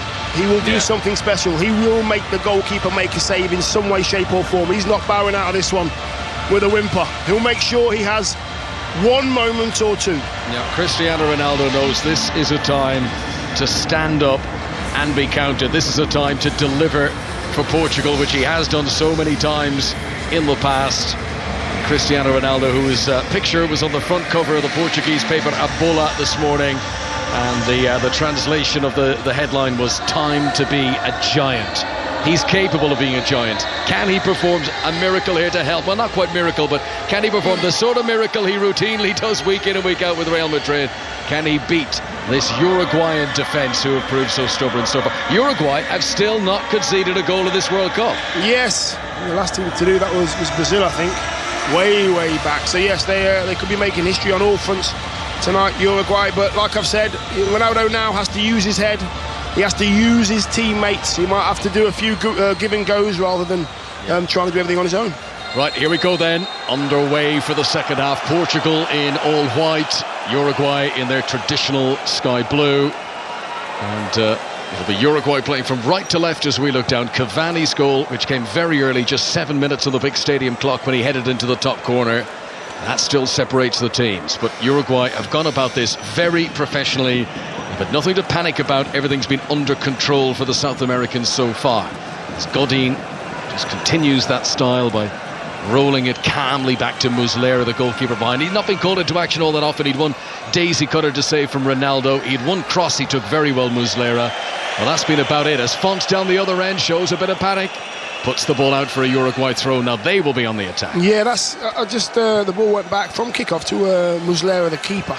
And he just took a little bit too long. Ronaldo wasn't too far away from blocking that, so he's got to be careful. Don't take too long, don't take any risks, especially with Ronaldo right now going straight down the middle. Yeah, Cristiano Ronaldo's up front in his own at the moment for Portugal. Bernardo Silva at the moment is sitting in behind him in a sort of number 10 position, and João Mario's moved to the right hand side. Now they do interchange a bit, but I'd be very interested to see Bernardo Silva in that more creative central role if he can. Yes, if he can get the ball, he'll pick a pass. You know, he can twist and turn out of trouble. And he'll find Ronaldo making runs. Vecino makes an interception. Is having a nice tidy game in the middle of the midfield for Uruguay. Laxalt plays it forward. It's not controlled by Rodrigo Bentancur, the Juventus midfielder, but Portugal get it up to Ronaldo, who tries the cushion header down for Bernardo Silva, but it's intercepted before it gets there. Portugal get it back 15 yards inside their own half. Rafael Guerreiro. There's a press from Nandes. Rafael Guerreiro goes around him through Adrian Silva onto Bernardo Silva. Midway now inside the Uruguay half. João Mario spent the second half of last season on loan at West Ham. He sends it in, the number 10. Good header away by Godin. Good distance on it as well out of the penalty area. Cavani, who's such a strong, muscular character, tries to hold it up on the edge of the box, and then he goes down under a challenge. Portugal briefly had possession, spills away from them, and Cáceres is able to clear away, right-footed into the crowd on the far side. Uruguay 1, Portugal 0, 2 minutes played in the second half. Yeah, João Mario, they're having a really good chance to put in some quality, but you know, they keep hitting the first man, Portugal. You know, Ronaldo doesn't like to get across the first man normally. He likes to leave it late, get his leap into action, and just leave it hanging in there for Ronaldo. Portugal have possession on the halfway line. Bernardo Silva under pressure from Bentancur. He retreats into his own half, and then Font has to go all the way back to the goalkeeper Rui Patricio.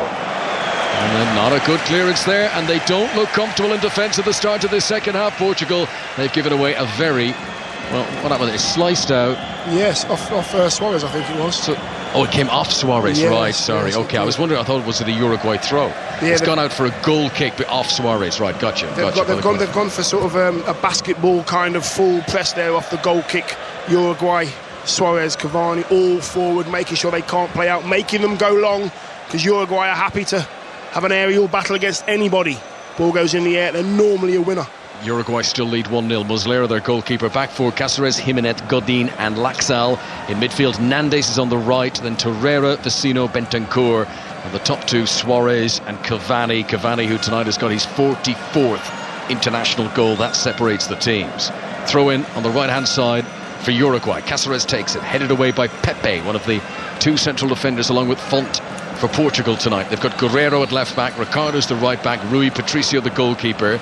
The middle of the midfield is William and Adrian Silva. João Mario's now playing on the right, Bernardo Silva in the middle, and Ronaldo with Guedes, with the two up front. Here is Bernardo Silva. That's glorious, the way he did that. Just dragged the ball under his stud, spun away, then turned back at himself again. But everywhere he turns, it's a cul-de-sac. Suarez lunges in, kicks him on the shin. Enough of that. Free kick to Portugal. Yes, just maybe one turn too many there from Bernardo Silva. Just do what you need to do, get out of trouble. Always use your skill when you need to use your skill, and then give it to somebody else who can play and get your team up the pitch. Here is Guedes, left-hand side of the attack. Loses it on the edge of the penalty area, lashes out in frustration, and commits a foul on Nandes down there, and that's going to be a free kick to Uruguay. And again, a chance to clear their lines. Guedes, who's shown a few little sparks, a few glimmers that he might have something about him in this game, but one touch too many there. Yeah, just taking a little bit too long all over the pitch at the moment, Portugal. Just taking that extra touch, giving Uruguay a chance to get a bit closer. Physically, Uruguay will like it. They don't mind a physical battle.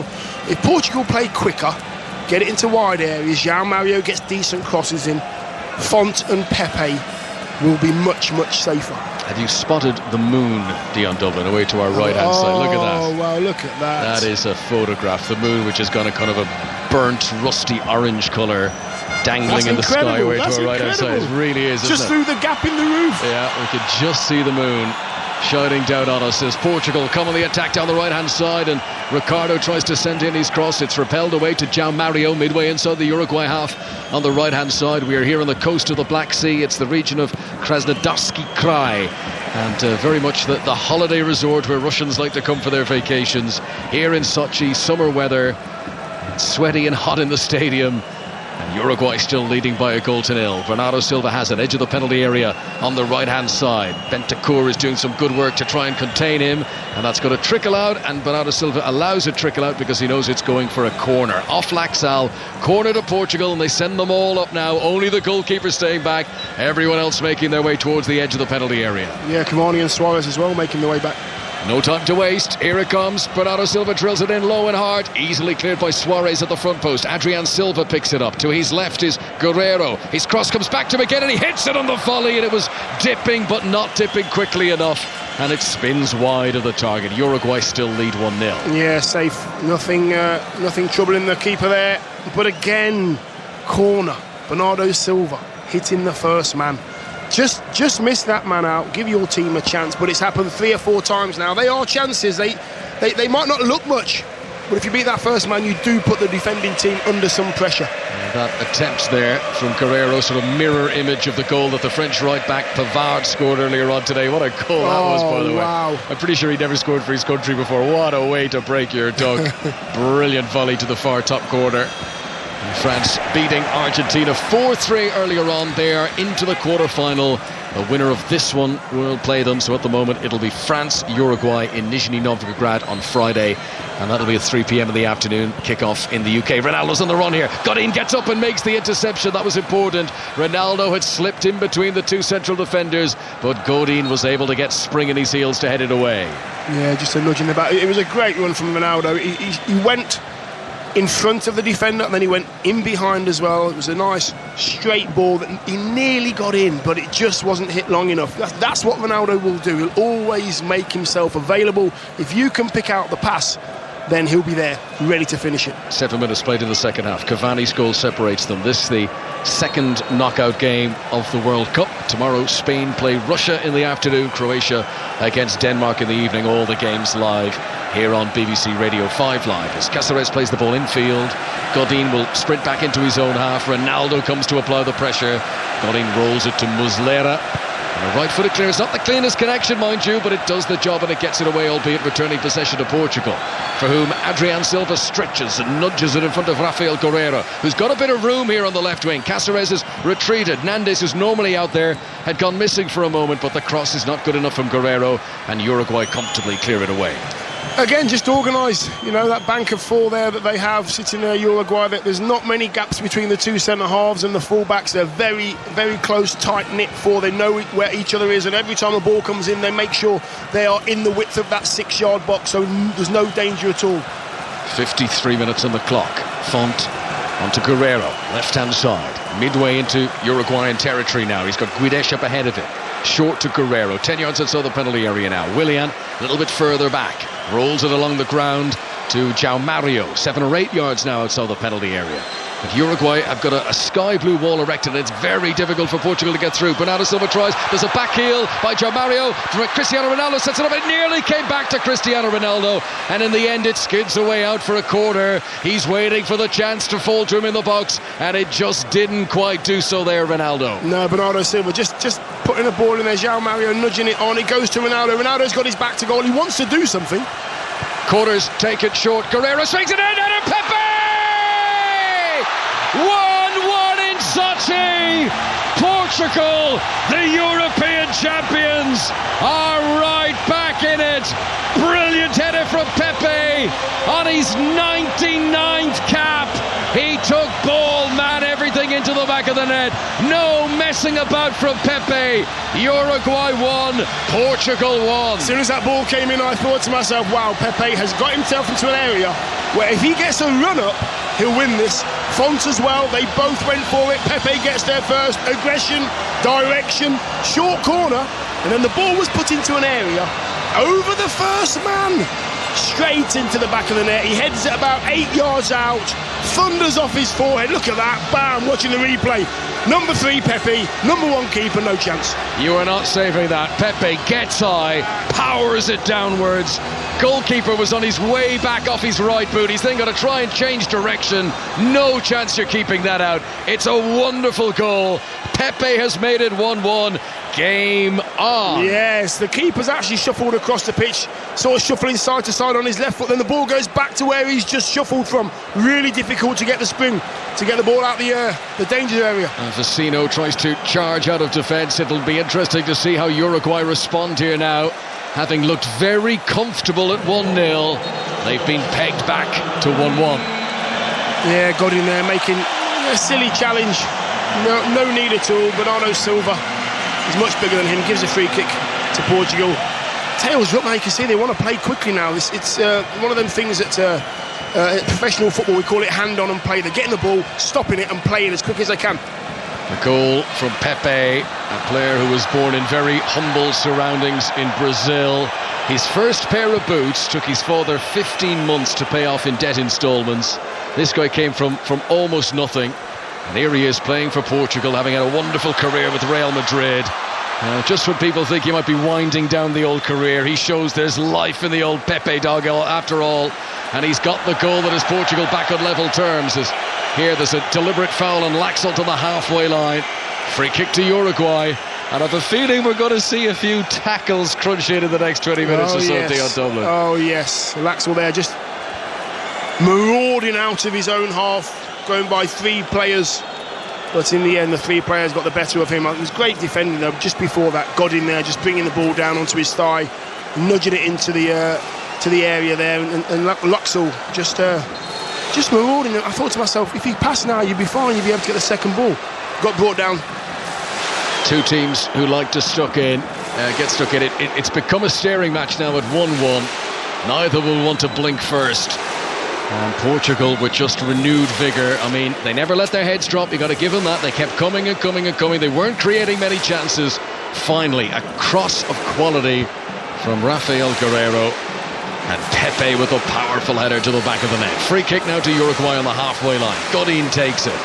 Supporters here indulging in an Icelandic clap, gathering pace as the ball almost spills for Suarez over there on the far side, but try as he might, he won't prevent Portugal clearing it away, but he forces a scuffed clearance by Guerreiro, and that means Uruguay remain on the attack. And we've seen already that Cáceres has an enormous throw on him. He's leaning up against an advertising hoarding and he's ready to propel this. They're all going beyond the penalty spot. Here it comes, arching back, pumped in, out comes the goalkeeper. Excellent from Rui Patricio. Gathers it high above his head and he pumps it long. Over the head of Ronaldo, who'll scamper after it. Got in, takes no chances, puts it out for the throw. Ronaldo wants another ball and he takes it quickly. Great throw from Ronaldo to Bernardo Silva. There's no messing about there. Back to Cristiano Ronaldo, crossing position on the right-hand side. João Mario comes close and Portugal playing it around, allowing Uruguay fall back into their comfortable defensive position. They had committed bodies forward for that Cáceres throw, but play on. 1-1 here. Approaching the hour mark, that almost artificial-looking burnt orange moon away to our right-hand side. So much is artificial around this Olympic Park in Sochi. I wouldn't be surprised if they had a fake moon. Here's João Mario, crosses from the right-hand side, put too much on it, floats over everyone, but Adrian Silva will sprint out to keep it in play on the far side. So Portugal remain on the attack. He gives it to Bernardo Silva with the bright orange boots, gives a little back heel to Adrian Silva, who I think wasn't ready for it, and in nips Nandes to win the ball for Uruguay. He sets off on a powerful run, but William, as he's covered all the way, great player William, so strong, wins it back for Portugal. Yeah, just put himself right in front of Nandes' run there.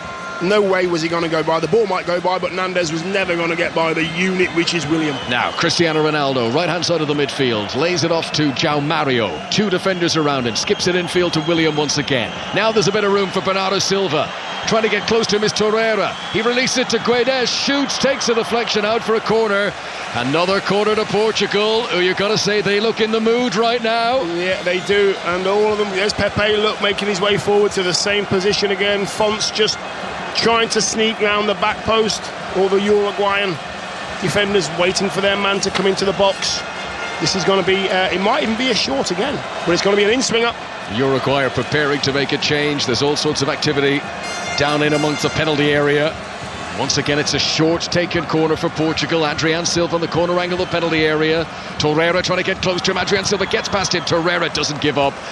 Follows his man all the way, puts it out for another corner to Portugal. That's really frustrating. You've got your two centre-halves in the box.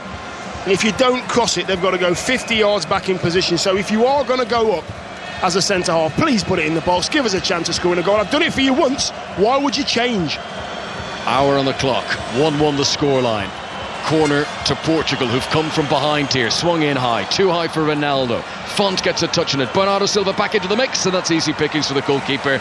And Ronaldo, who was in that general area but knew there was no point even challenging for it, that the goalkeeper was going to come and take. Just a reminder, and I'm sure it's obvious at this stage, but there's been so much football and we've all lost track of everything. I've no idea what day of the week it is. Uruguay 1, Portugal 1 here. If it stays level to 90 minutes, we would have the extra time, maybe even penalties. We've reached the knockout stage of the World Cup. Yeah, they've had most of the place for this last 5 minutes. Portugal starting to play it about a bit.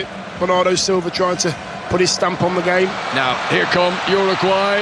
Bentancur to Cavani! What a finish that is! Right-footed, just inside the edge of the penalty area. And he spins it into the far corner. He side-footed it. So accurate, but so powerful. 2 goals on the night for Cavani. They lead Portugal again, 2-1. That man Cavani, you know why he's got 2 goals today? I'll tell you why. He's worked so hard for his team, and the harder you work, the luckier you get. But there was nothing lucky about that finish. He was sprinting down the left wing. If you can imagine the 18-yard box, the line of the 18-yard box from the touchline, he's sprinting towards that. He knows if he gets into position, he'll be able to get a shot off it. It's a great layoff. Oh, wow. He's just curled it in the corner past the keeper. What a finish. 2 unbelievable goals from Cavani. A cultured finish from the right foot of Edison Cavani. It was Rodrigo Bentancur who set him up. Oh, wow. That is a... Look at that. We're seeing a slow motion replay here. The poise, the hair flashing, the hands raised already before the ball had even hit the back of the net. And just like the other 2 goals tonight, you ain't stopping that. Doesn't matter who's in goal. Absolutely no chance. We just had a view of that on our screens right here from behind the goal. And Cavani has put so much curl and bend on it. He sent it outside the post just so the keeper would have no chance, and he didn't. So Bentancur is the man who set up the goal, and he's just been taken off. Christian Rodriguez has come on as a substitute for Uruguay, who lead again 3 goals now in this World Cup for Edinson Cavani. 2 of them have come tonight. Portugal have come from behind once. They still have plenty of time here. There's over half an hour to play once the stoppages are added on. But can they do it again? Ronaldo into the penalty area, looking for João Mario, bounces in front of him and up into the arms of Rui Patricio. Yes, Mr.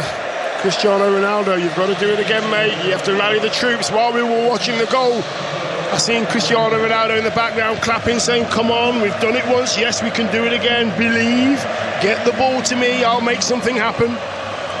Pepe goal to make it 1-1 was the first goal Uruguay had conceded at this World Cup. Can Portugal do it again? 2-1 Uruguay at the moment. As things stand, it'll be France against Uruguay in the quarter-final. Ricardo gets possession. I think for the game, Dion, had it gone to 2-0, I'd be saying, right, they're not coming back here, Portugal. The fact they've got one, there's got to be always a chance they'll get another. Yeah, it just says that they've got character. You know, that they are sticking together. They want this game. They're not going to allow anybody to come and just take it out of their hands. They know that they've been down 1, they got back. 2-1 down, can they do it again? William Carvalho to the near side to Ricardo. That's a nice ball. Bernardo Silva's in the penalty area outside of the left boot, and it nearly teed up Cristiano Ronaldo. And sliding in was Torreira to put it out for a throw. Ronaldo was just about to smack that one in the back of the net. 2 more bounces on that ball, Ronaldo would have scored. Now, change for Portugal, and the man coming on was a surprising omission from the starting 11. Ricardo Quaresma, the veteran forward, will come on, and he's taken the place of Adrian Silva. So Quaresma, very flamboyant player, gets on the ball immediately, sends in an early cross which Godin clears with the outside of his right boot. Well, that's something different now for Portugal, just something else for Uruguay to have to contend with. The trickery of Quaresma as Ronaldo runs into the penalty area, hoping Jimenez would miss it. No chance from Jimenez. João Mario heads the ball down, and Cáceres, no messing about, pumps the ball clear, and it goes out for a Portugal throw on the far side. This is an interesting game now, Conor. Uruguay don't want to give anything else away. Portugal have got to go for it now. They've got minutes left. What, we're on 65 minutes at the moment, 25 minutes to go. They've got to do something. They'll have to go for it. In this World Cup of so many late goals, can't believe we've seen the end of them here tonight in Sochi. Cavani, scorer of 2 tonight, has launched an amazing ball. No way. That's one of the longest passes I've ever seen completed in football. Wow. I'm not on the angle, that must be close to 80 yards, and he's put it exactly into the path of Luis Suarez. That's sensational. Suarez, uncharacteristic, gives the ball away, but typical him, works hard to win it back again, characteristically Suarez, and then he gives it away a second time, and Ricardo's surely fouled by Cavani, but the referee waves play on because Portugal have got possession with Bernardo Silva. Quaresma onto William, and then he powers it over into space to Cristiano Ronaldo, who chests it down for himself and attacks the penalty, and 2 defenders just fell on the ground in front of him. They said, there's no way you're coming in. He rolls it to João Mario, now to Quaresma. Has he got a trick here? Drills it off the defender. That went out, I thought, for a corner. Flag is raised by the assistant. It did go out despite the efforts of the goalkeeper to bring it back in again. It's a corner to Portugal. Rui Patricio Muslera won't give up possession. He was holding on to it there. But now Quaresma has a ball placed and ready to swing it in. 66 minutes on the clock, midway through the second half. 2-1 Uruguay. Here comes Quaresma's corner. Oh, Ronaldo was so close to the header. And Torreira slides on the edge of the D. Might have been a foul on João Mario. Play on. Font in the penalty area. Scoops it back in. There's no teammate there. Quaresma can't get onto it either. And it's cleared away by Vecino. But that was dangerous. Yeah, just scrambled away. They didn't really care where it went. Uruguay, they had 10 players in the box defending. Whenever Ronaldo gets it, they'll make sure he can't come on his right foot and shoot. That's why there's players diving at his feet every 5 seconds. Guerreiro, who provided the assist for the first Portuguese goal, is unable to deliver a good cross here. His crossing overall has been substandard. One brilliant, delicious delivery for Pepe's goal, but that was poor. Yes, there's much more quality in this Portugal side when it comes to crossing. We haven't seen it. One decent cross and they've got themselves a goal now. They'll have to concentrate now, really concentrate. They don't need to go 2 goals behind Portugal. They're doing all right, but they've got to create more chances. For me, there might have been a penalty appeal there. Torreira seemed to grab hold of the foot of, I think it was João Mario, in that scramble in the penalty area at one stage, but not spotted by the officials. Uruguay still lead 2-1. Suarez battling away. can't get it to stick on this occasion. João Mario plays it in front of Rafael Guerreiro, and the Borussia Dortmund man comes over the halfway line. Left-hand side of the field as Portugal come forward, gives it to Ronaldo, an injection of pace, back to Guerreiro once again. Ronaldo makes his way into the penalty area. He's pulling up his sleeves here for his nation, as he knows he must now. Cristiano Ronaldo. William has it, 10 men behind the ball for Uruguay. Quaresma's released down the right-hand side. Laxalt comes over to keep tabs on him. There's a dummy for the cross the first time, then a flick in field, cut out by Vecino, and then actually that was the man who came on there, Christian Rodriguez, who cut it out, and he puts the ball out. Last touch off a Portuguese player, and that is possession back to Uruguay once again. Yeah, there's a little bit of frustration now from Ronaldo. He's getting the ball in wide areas, wide left and wide right. He's playing it in field, and then he's getting himself into the box as quick as possible. I think at the moment Ronaldo's got to be a little bit more elusive. He's going into the box and he's being marked. You've got to be a little bit more elusive. Get yourself on the left, on the right, get away from the defenders, start attacking them with the ball. Here come Portugal again. João Mario inside the centre circle. 2-1 in Sochi on 5 Live from the BBC. Quaresma, fresh legs on as a sub. Surrounded by 2 defenders though, they're doubling up on him. He wriggles through the middle of both. Then he thought about the cross with the outside of his right boot. Gets it back at his left, then he does flick it with the outside of the right boot. Can't feed João Mario. Here comes Guerreiro, up from left back into the middle. Goalkeeper spilled it, jumps in it again. Bernardo Silva over the top. I think the whistle had blown anyway for a foul on the goalkeeper, but nearly. Portugal are doing well at the moment. Yes, I didn't see that flag go up actually. Oh, the keeper, he's got to do better there. He just fumbled it, it bounced, he dropped it on the penalty spot area. Yes, I'm just watching the replay here, and yes, it's Bernardo Silva there. Oh wow, he wouldn't have known. He actually kicked it out of the keeper's hands. Just watching the replay, but he wouldn't have known the flag had gone up, and the ball goes over the bar. Anguish on his face, and then relief when he found out he was offside. Bernardo Silva, just for a moment he thought, this is my chance. It went over the top, but it wouldn't have counted anyway. 2 goals from Cavani, 1 from Pepe. Uruguay 2, Portugal 1. They're not wilting though. They are not wilting. Portugal are staying toe-to-toe, making sure. See Cavani there. Cavani's is limping, and Ronaldo has said to the referee, come on, get him off. But now Ronaldo's put his hand around Cavani and he's lifted him off the pitch just a little bit quicker than he wanted to go off. He's given him the old fireman's chair, is that what they call it? Is it right? Yeah. Thanks very much, get off. Get off, exactly, yes. And I think he's dead right there. That was a substitute sign there from Cavani. So rolling the hands in front of his tummy there, saying change, and there you go. Medical staff doing the same. He won't get the hat-trick tonight, Edison Cavani. But he has scored the 2 goals that, as things stand, are going to send Uruguay into the quarterfinals to play France, who beat Argentina in a very entertaining game earlier on today by 4-3. It's been a good one here tonight as well. Not quite as thrills and spills as that French game earlier, but 20 minutes to go, and I just feel there's going to be a twist in the tail here in some direction. Here is Guedes down the left-hand side for Portugal. Ronaldo's poor pass, not often we say that, gives the ball away to Nandez. Suarez now has it near the halfway line. Just goes around like a revolving door away from Font. And then the ball is returned to him by Rodriguez. Torreira now near the halfway line. I actually feel that Uruguay could do with a spell of possession here, but just as I said that, Cáceres wastefully returns it to Portugal. They've had to do so much defending in this game. They have, and it'll be a massive loss. Cavani going off. Here goes Ronaldo down the left channel. Jimenez comes with him. Ronaldo around, sends in a decent cross. There's no one there. Nobody had kept up with him, and despite the efforts of the fullback Ricardo to get up there, nothing doing, and the ball is easily cleared away. He's crossed the ball where he should have been. Yeah. Still, you've got to look to see if there's someone there, can't you? You can't just blindly lash it. Hang on, here he is, shooting position. Cristiano Ronaldo, round 1 defender. Good work by Torreira to block the second shot. João Mario picks up the loose pieces. Portugal have it in the attacking third. Story of the game from Ronaldo. Every time he looks to shoot, Paul, Uruguay there. Every single time blocking shots. They throw themselves into tackles the way rugby players do it. I mean, I don't mean that they jump on the opponent. They jump to block the ball. As João Mario throws the ball out to the left-hand side. There's a chase here for Guedes. Oh, he's done well to get there and keep it in play. Now Guerreiro, can this be the good cross? No, it's a decoy back to the edge of the penalty area. Willian sends it in. Quaresma the back stick.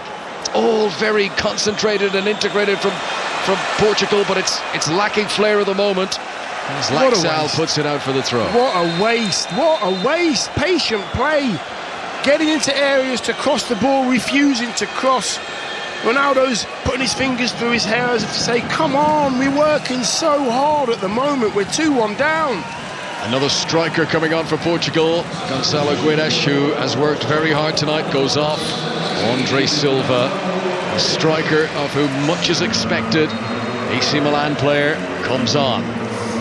Sort of a reserve player with AC Milan, played in the Europa League, cup competitions, that sort of stuff, but they hope he could be the next big thing. Well, this is the big stage. He's got the number 9 on his back. He's got Ronaldo wide left, Quaresma wide right, and Andre Silva is the man through the middle now.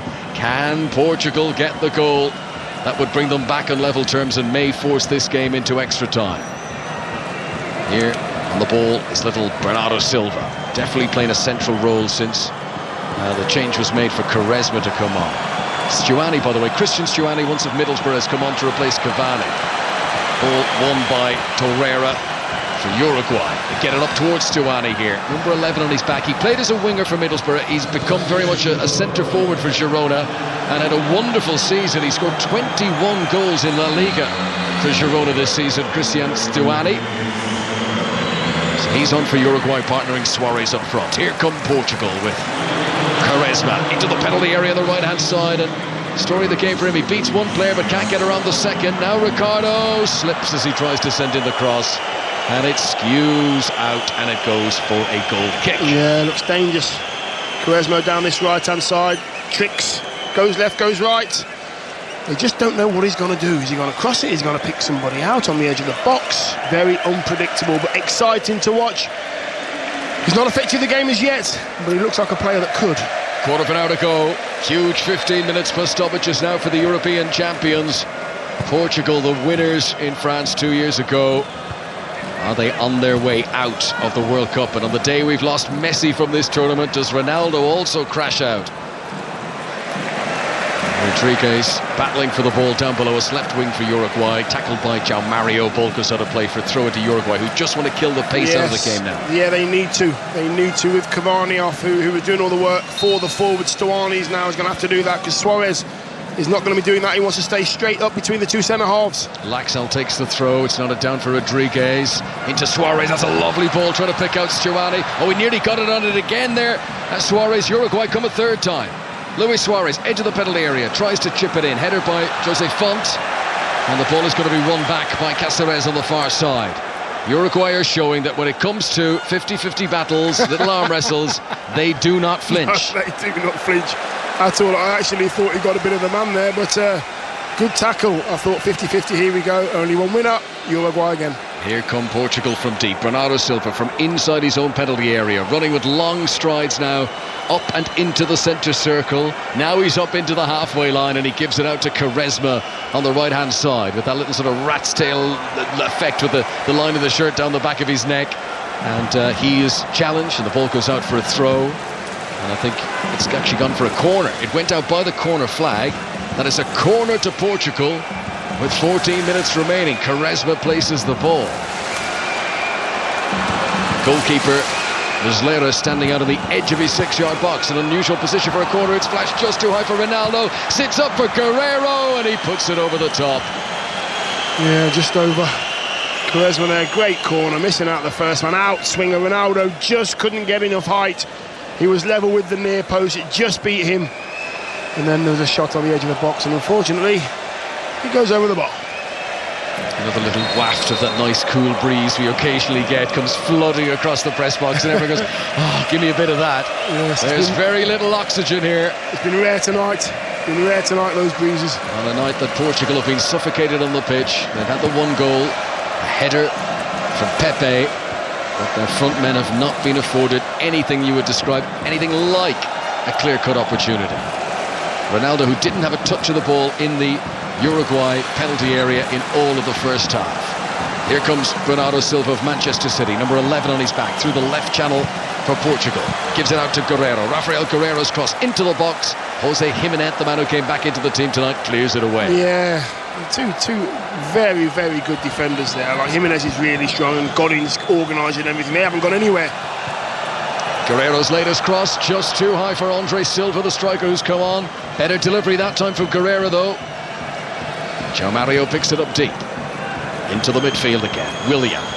On to Cristiano Ronaldo. 10-12 yards outside the penalty area. Cuts back in himself. Has a little glance. What's happening right? What's happening left? Tries to drill in a shot from a mile out.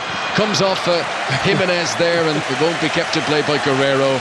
But Ronaldo's thinking, well, I've got to go for it now. And he's trying anything. Yeah. I think it was a mile and a half actually the shot was from. It was a ridiculous distance, but he's getting frustrated now. He's not really had a sight of goal all night. He's now saying to himself, listen, I'm going to have to do something. Time is running out. My World Cup could be over, but there's still time for a little bit of magic from him. He's got it, and we're going to see it. Uruguay 2, Portugal 1, 12 minutes remaining. Portugal come with João Mario. Bernardo Silva to Willian, centre circle. Room on the near touchline, the Portuguese right for Quaresma. Laxal is the defender, stands off in this time. Quaresma's cross too high for Ronaldo, headed away by Jimenez. João Mario battles for it on the edge of the penalty area. Cáceres puts the big boot through it, wallops it down deep into the Portuguese end of the field, and Uruguay's defenders don't push out all that far because they know this is coming right back at them. They're exactly right. That will suit Portugal. The Uruguayans not being able to squeeze too much. The ball went into Portugal's half and they stayed in theirs, way in theirs, right on the edge of the 18. João Mario, left-hand side of the midfield. He's got Guerrero outside him. That's a good ball. Bernardo Silva now in the box. Gets to the byline, swings it in, comes off Jimenez for a corner. Better for Portugal. Good defending. Two defenders in correct areas. Jimenez going to the near post. Godin staying right in the middle of the 6-yard box as well, where the danger is. They are really good partnership, but they're now finding spaces, Portugal. Yeah. Jimenez and Godin have been rock solid so far. Anything that's come into the box from in terms of on the ground. The one time they were beaten was the cross for the header by Pepe. As Uruguay make another change, and Nandes slowly walks his way across, being urged by the referee to pick up the pace a bit now. Doesn't want any further time wasting. Carlos Sanchez will come on, so they're taking off the man who's playing on the right in midfield, and they're bringing on another defender. Nandes has done well tonight. He's really worked hard, done a job for his team, but I really feel that there's another couple of chances for Portugal if they can put decent crosses into the box. Look at this adage in football: don't make a substitute while you're defending a corner. That's just what Uruguay have done. Let's see if there's anything in the old wives' tale. Here comes the corner again. It's rolled short as Portugal have done all night. Quaresma dances, jigs, lays it off short to João Mario. Back out to Quaresma on the left wing. Carlos Sanchez, who's just come on for Uruguay, has done well to run in and try and win back possession. With the help of Cáceres, they managed to do so, but Uruguay can't hold on to it. William back to the halfway line. Ricardo onto Bernardo Silva. Portugal are ragged now. They've got players all over the place. Quaresma's on the left wing. Bernardo Silva's on the right. Ronaldo's on the right. Andre Silva waiting in the middle. What can Cristiano Ronaldo provide here? Little step over. Round one, round two. You can't beat them all, Cristiano Ronaldo. Jimenez takes it off him. He was on a roll. Beat two players, got into the box. The closer he gets to the goal, the more blue shirts he's got around him. They're just really homing in on Ronaldo, making sure he has no sight of goal at all. Look, and he's clearly one of the greatest ever, and without all the rest a doubt, of it. without a doubt. Ronaldo's it's about power, pace, penetration. He's not like Messi. He doesn't jink around players, and that's what he's trying to do there. Yeah, he was coming in off the right wing this time, trying to find his way into a shooting spot, but he's just had no space at all tonight. Every time he turns around, there's a blue shirt. Glance up to the clock, and there's 8.5 minutes of normal time to go. There'll be a few minutes added on, but the Uruguayan fans behind the goal, their team, are attacking away to our left in the second half. They're celebrating, twirling the flags in the air, singing their songs, sending the message home to South America that they ain't coming home yet, that they're going to progress to Nizhny Novgorod. They're going to take on France in the quarterfinals. Ball cleared away by Ricardo. Uruguay get it back again. Carlos Sanchez midway inside the Portugal half, takes no chances, rolls it back to Jimenez. To his left is to Godin. Godin fancies a bit of a jinking run himself here, weaves his way midway into the Portuguese half, lays it off to Carlos Sanchez, who's given it away to Bernardo Silva. Now can they hit fast? Well, Godin's out of position here. Don't think they realise that. It's a slow build-up. It's out to Quaresma on the left wing. Ronaldo's waiting in the D. Andre Silva's up there as well. Ball is played by Guerrero. Chance for Quaresma to cross with the outside of the right boot, and it's just too high for Ronaldo again. You know, one of these crosses is going to fall for Ronaldo.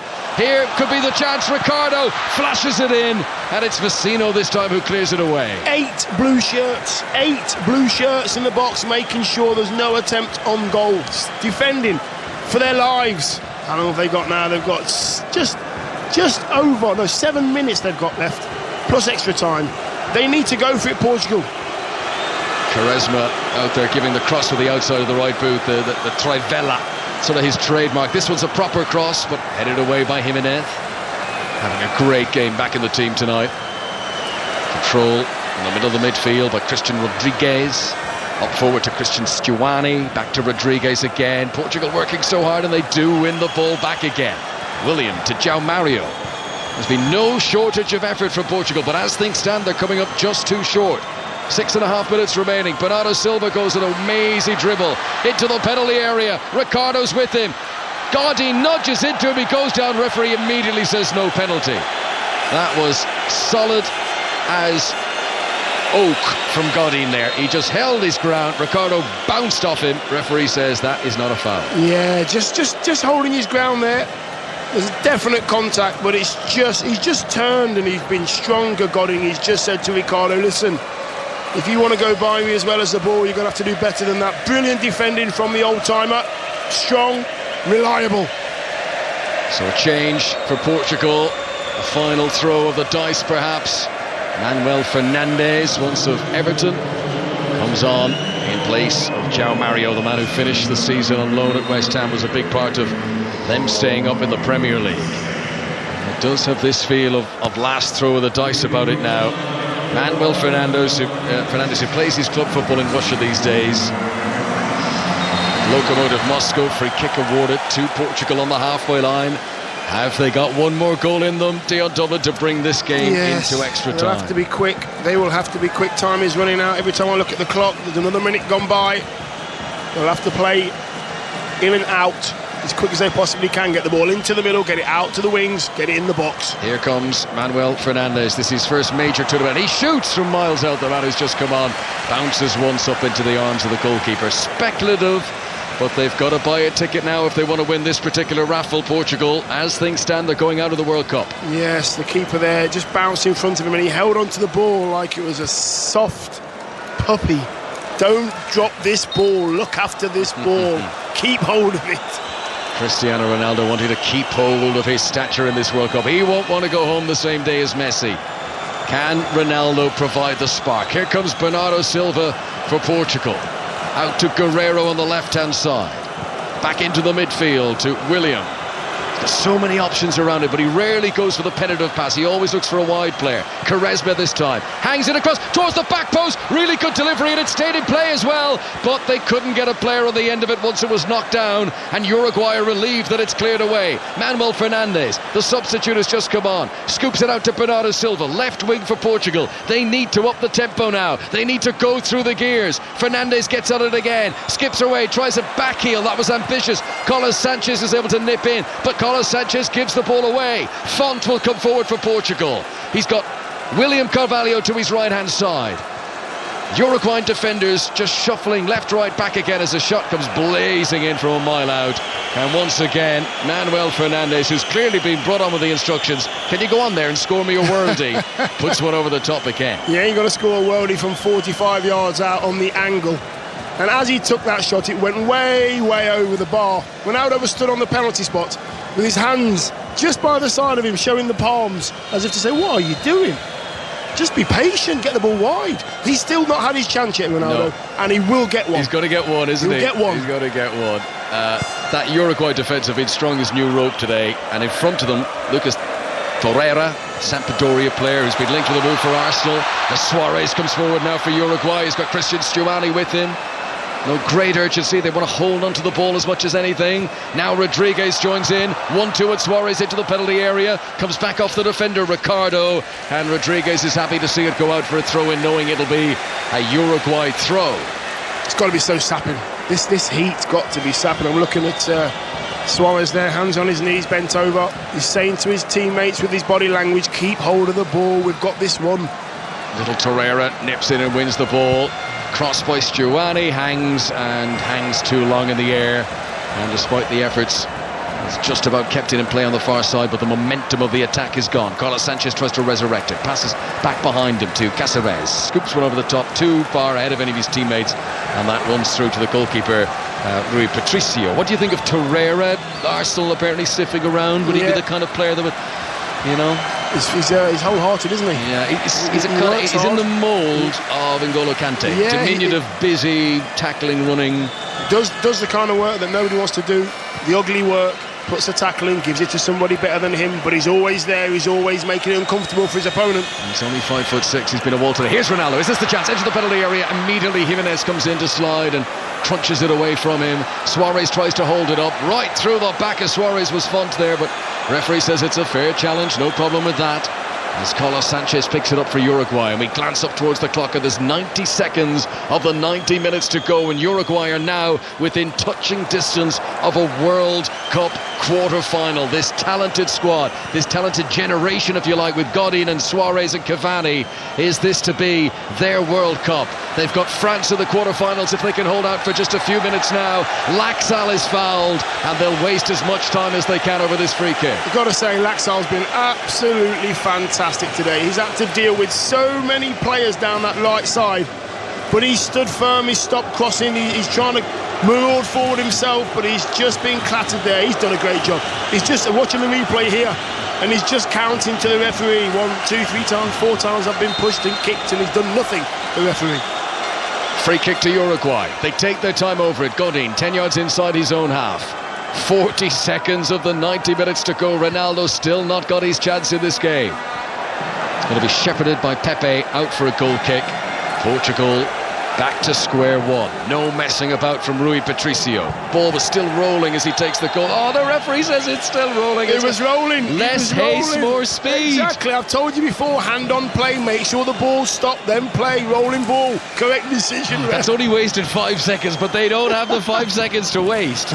Here is Rafael Guerreiro on the left-hand side for Portugal, who've had so much possession, so much territory, but in truth they've created so few gilt-edged opportunities. Ronaldo now, 12 yards outside the box, steady, shoots outside of the right boot, and it nearly went out for a throw. It was so far wide. There are going to be 4 minutes added on for stoppages. 4 minutes for Portugal to score, or they go home. Yeah, Ronaldo just trying a little bit too hard now. He snapped at his last shot. He did nearly go out for a throw-in, actually, yeah, but he needs his mates to help him out. They haven't tonight. Fernando Santos has the expression to those 4 minutes as if you told him up was down and night was day. He's got 4 minutes. Excuse me, 4. As if like it should be 104. He is not having 4 minutes. Absolutely not. 4 minutes will do Uruguay ever so nicely. We've played 45 seconds of those already. Free kick to Portugal inside their own. Well, come on, this is it. Kitchen sink time now. They're going out of the World Cup unless they get a goal. They have to. Pepe's got to get up there. Font's got to get up there. Even William as well. Get them all in the box. Yep. Don't lose it now. You centre halves have gone up. William, who never seems to leave the central third, to be fair to him.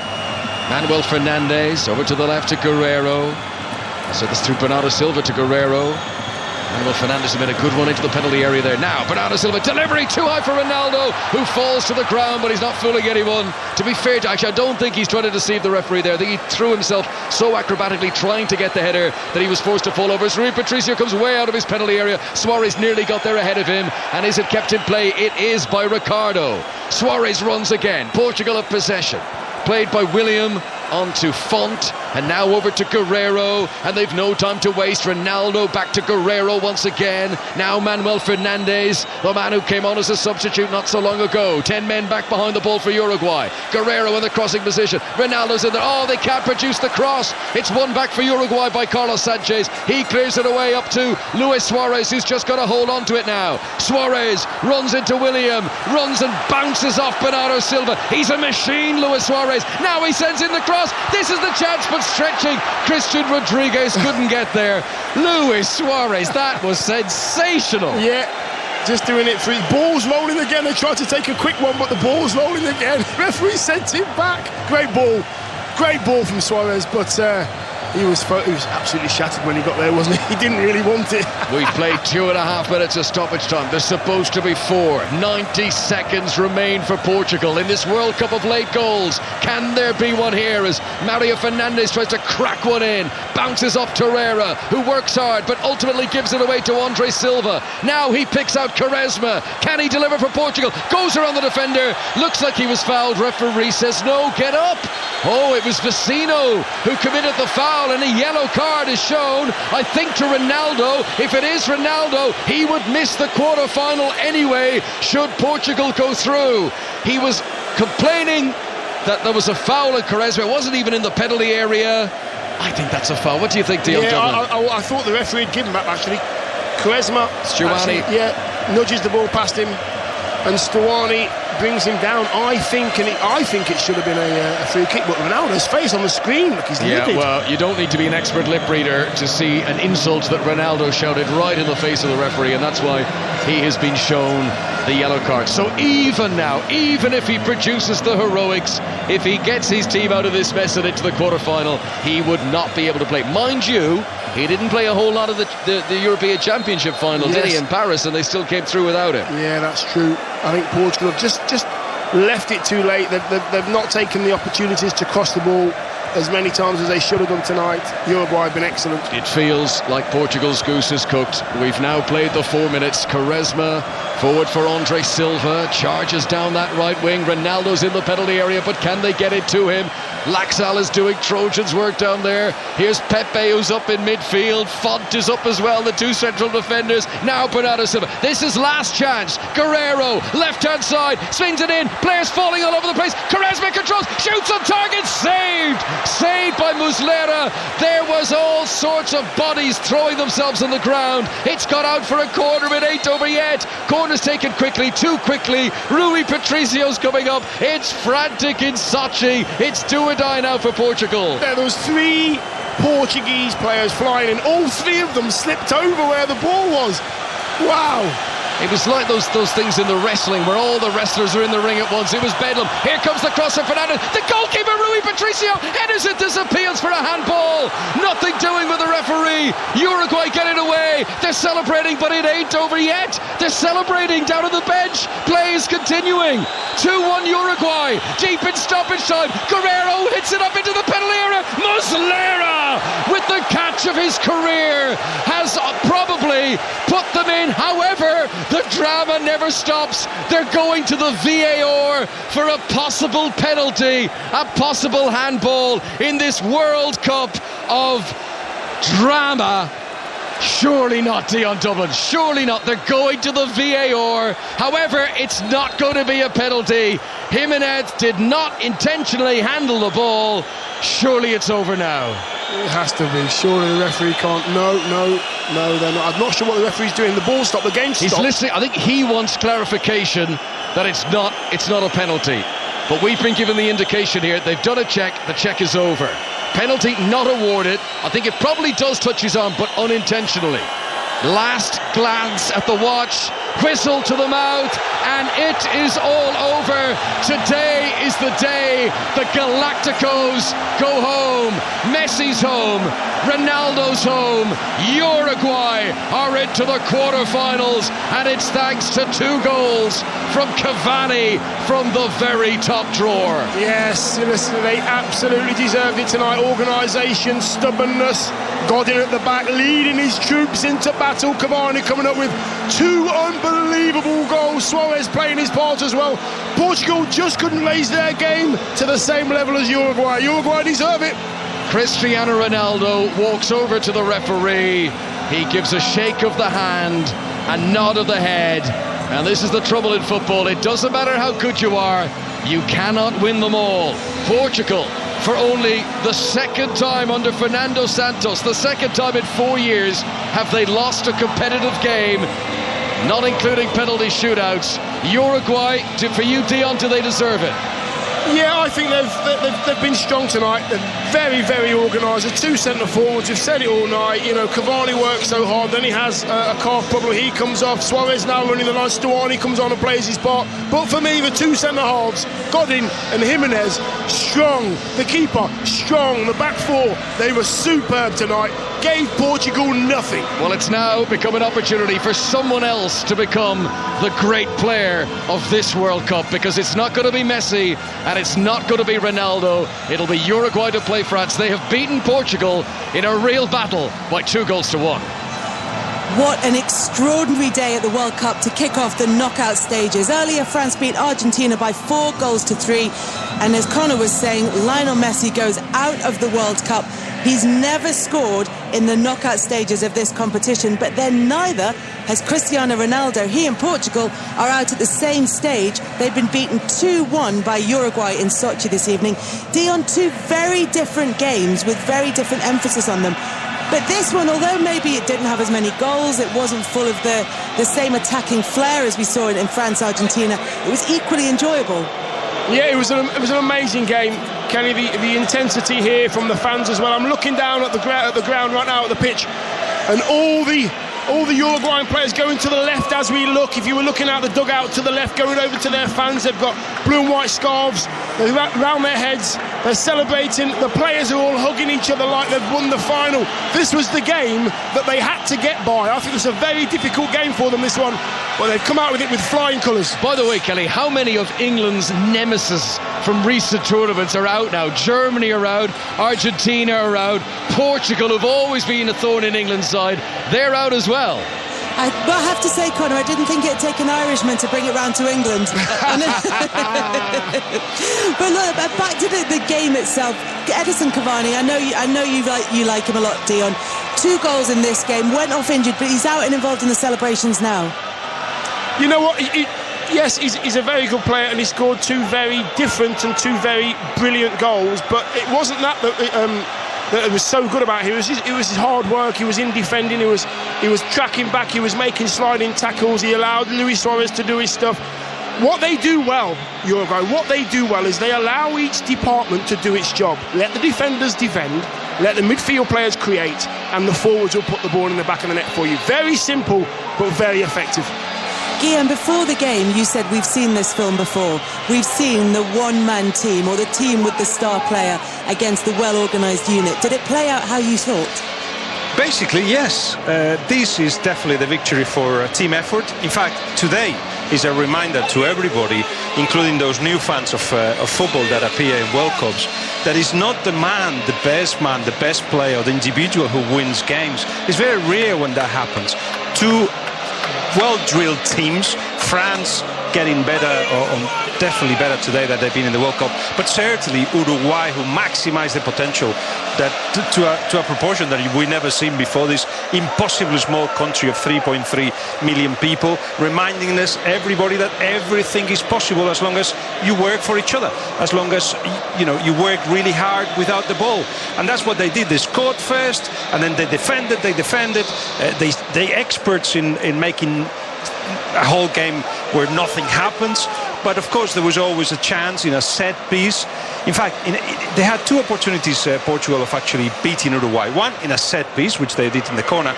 Previous to that, they passed the ball 3 times inside the box with 1 touch. And that was the other way, with a lot of individual quality. But that's very difficult to do with a national side, this kind of synchronization between attackers. It doesn't normally happen.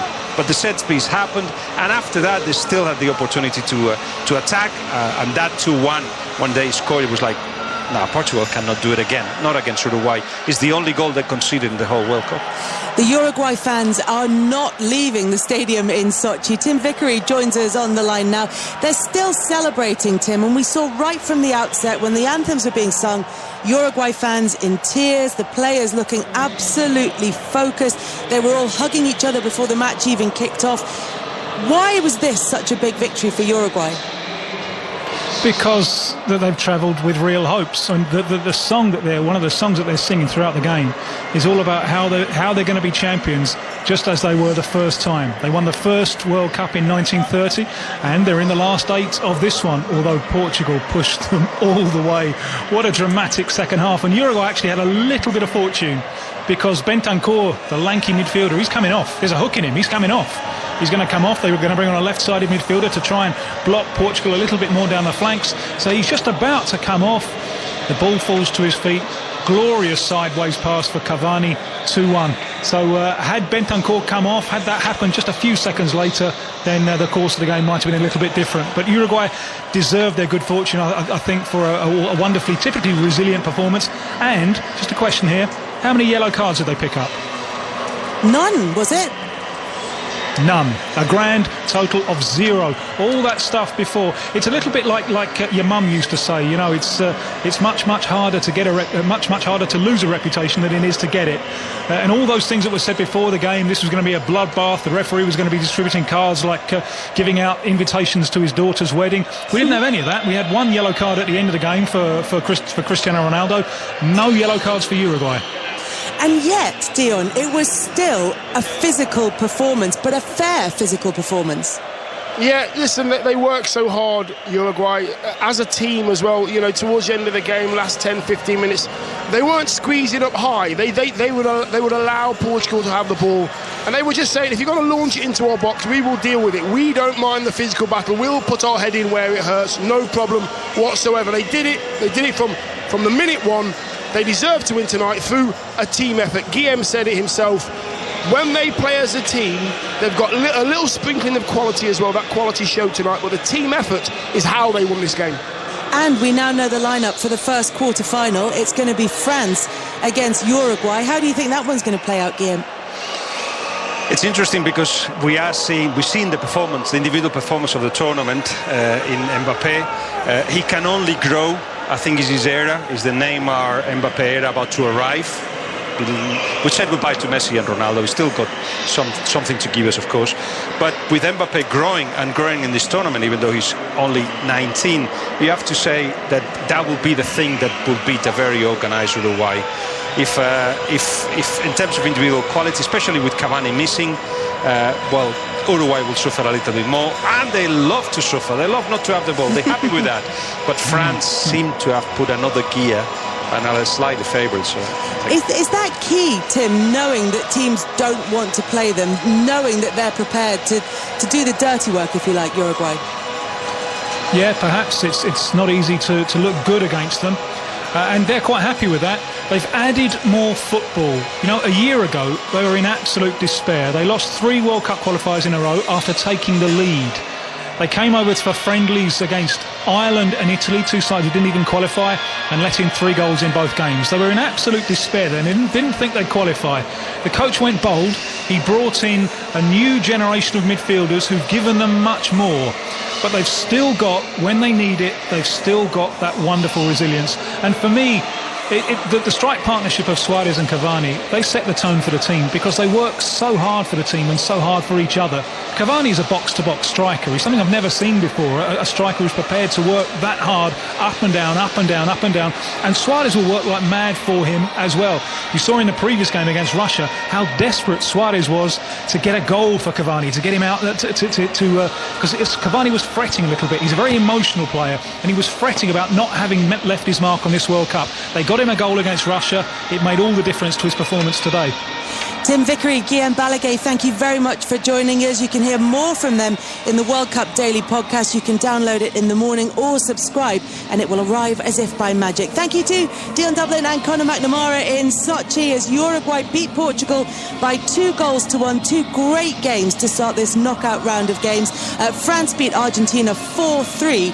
Earlier. We'll be reflecting on that on the podcast, and then tomorrow we're on air at 12 o'clock to build up to Spain against Russia, which is a 3 o'clock commentary, and Croatia against Denmark, which is a commentary comes from 7 o'clock. Now though, it's time to talk to Stephen Nolan. Good evening, Stephen. Good evening. What a game. Unbelievable. So Uruguay and France are through to the quarter-finals thanks to Kelly and the team. More World Cup round of 16 matches tomorrow afternoon coming up on the programme tonight. Water shortage warnings and whole hosepipe bans and cuts to NHS surgery. But first, let's get the latest news and sport from the BBC. On digital, online, smartphone and tablet, this is BBC 5 Live. With the headlines on 5 Live, I'm Davinia Ramos. West Yorkshire police are investigating after 4 men were killed in a car crash in Leeds earlier today. 2 teenage girls are injured after the car they were all travelling in collided with a taxi on the Outer Ring Road in Horsforth. The cab driver's also in hospital. A moorland fire on Winter Hill near Bolton is being declared a major incident by Lancashire Fire and Rescue Service. It's merged with a separate one nearby. Crews are continuing to tackle another fire on Saddleworth Moor. Plans being drawn up by NHS England could see breast reductions and tonsil removals being offered to fewer patients from next year. If it goes ahead, it could save the health service around £200 million a year. And protests against Donald Trump's immigration policies are taking place across the US. Tens of thousands of people are calling for migrant children separated from their parents at the US border to be reunited. James Gregg's here with the sport. As you've just been hearing on 5 Live, Uruguay have just booked their place in the quarter-finals of the World Cup after they beat Portugal 2-1 in Sochi. Edison Cavani scored either side of a Pepe equaliser to send them through, and they'll play France in the last day, who were earlier on in the day involved in a World Cup classic encounter with Argentina. 19-year-old Kylian Mbappe scored a second-half brace in a 4-3 victory to send Lionel Messi's Argentina out of the tournament. Away from the World Cup, Hampshire posted the biggest ever total in a final at Lords as they beat Kent by 61 runs to win the Royal London One Day Cup. Lewis Hamilton will start in second at tomorrow's Austrian Grand Prix behind teammate Valtteri Bottas. Seb Vettel is down in sixth after a grid penalty. That's on Sports Extra from 2:30 tomorrow afternoon. Dina Asher-Smith set a British Championship record as she won the women's 100 metres at the Alexander Stadium in Birmingham. Reece Prescott retained the men's title. World number 2 Caroline Wozniacki beat Arina Sabalenka to claim her second Eastbourne title in the tennis. And in Super League, a hat-trick of tries from Josh Drinkwater helped Catalan Dragons move into the top 8 after they beat Castleford by 44 points to 16. Across the UK. This is BBC 5 Live with Stephen Nolan. Good evening. Thanks very much for your company tonight. 2 water companies in England have asked their customers to use supply sparingly so that they can avoid a hosepipe ban. It comes after Northern Ireland Water implemented a ban for domestic customers because of the prolonged spell of hot water. Many people have taken to social media to ask how Northern Ireland can have a supply problem when it rains so much throughout the year. I can vouch for that. Sarah Venning is from the water company. In our water treatment works, we have ramped up our production. So we are treating the water as fast as we can treat it. And the problem is the amount of demand. So demand has increased by so much over the last week that there simply isn't the capacity to supply it. So don't use your hose. Don't sprinkle your garden. Have a break. Don't wash your car. Take the weekend off. Go to the beach. We're just asking people to conserve water at this stage. There's water for domestic use. There's water for commercial use. We just want people to stop the sprinklers. Swimming pools. If your swimming pool's full, great. Cover it over. Don't fill any more swimming pools, please. If you're finished with the water in your swimming pool, use a bucket. Use that to water your plants. Ray Stewart is from Water UK, an umbrella organisation representing the main water companies. Well, Ray, what's the situation? We've got a mixed situation across the country, Stephen, but what we're saying to everybody is, yes, please use water wisely, because there is enough water to go round. There's not a shortage in that sense. But this huge spike in demand that we've seen, which has been quite incredible all over the place. For instance, in London, for instance, they're putting an extra 450 million litres of water into the system every day. In the northwest, United Utilities, 200 million litres extra more than usual. So this is a huge spike. It means that as much water is being put into the system, it's coming out straight away from customers. So that but why is it different this year than any other year?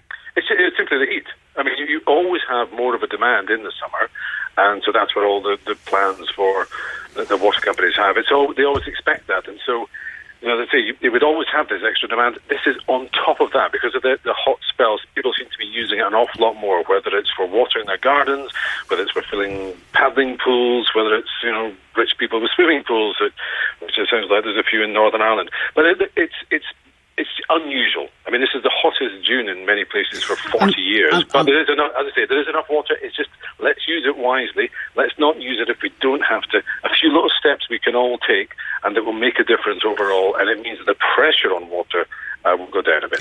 And I guess some people might ask, where was the forward planning? We knew the summer was coming. Were we not preparing for this so that we can use as much water as we want? Well, there's always plans there for the increase in demand during the summer. I mean, you always allow yourself, to make sure you've got far more than you need in the system. And as I said, there is enough water to go around. It's about the water pressure. People can get the water. The companies can get the water to people, but it might not come out of the tap as fast as people want with the pressure that people want, because there's this huge demand for the water. So that's why I say, look, if you've got a lawn, I mean, do you know how much water you use if you've got a sprinkler on a lawn for an hour? It could be 1,000 litres. That's enough water for a family of 4 for a whole day of normal usage. We're saying, well, look, I mean, I'm not a gardener, Stephen. I'm not an expert on that, but I am told that, look, just let the grass go brown. It'll be fine. It will recover as soon as rains come back. And you don't need to be constantly watering your lawn and that sort of thing. If you're brushing your teeth, if you let the tap go, it's 6 litres a minute that goes down that plug hole unused. It's little things like that. I am curious, though, Ray, about the water companies, who, of course, make quite a lot of profit. Have they been investing enough? You represent those water companies. Have they been investing enough in increasing, for example, the number of water treatment plants, in putting money into the system so that maybe we could all water our plants and not have them dying on us? Well, there's a couple of things in this. But yes, I mean, over the past 30 years, the companies have put 150 billion into investing in the network, investing in new kit. And, there was 30 years ago, it was in a dreadful state, and therefore there's a lot that needed to be replaced. That's quite a good statistic now to have up your sleeve. If you're doing this across 30 years, but why don't we look across the last? Why don't we hold on now? Why don't we look across the last year? What has been the percentage increase year on year of investment by the water companies? Percentage increase year on year. I mean, I can say it's going up by about 8 billion a year. So, it goes up and up. And we've got, at the end of the summer, there's the next business plans for the next 5 years. More will be put in there as well. And there'll be various targets that the companies hit. So there's an awful lot of work does go in, whether it's on leakage, whether it's on investing in new kit, whether it's, up-to-date systems, whether it's new treatment plants. There's a lot of stuff goes on over time, but that's quite a different subject to the availability of water during peak periods in the summer. But it's not different, is it? Well, it is. There is enough water to go around. Sure, there's not actually a problem with a water. But you're asking the water companies are asking citizens to conserve their water and be careful with their water. And what, of course, the water companies are not talking about is the 3,123 million litres of water which are lost through leakage every day.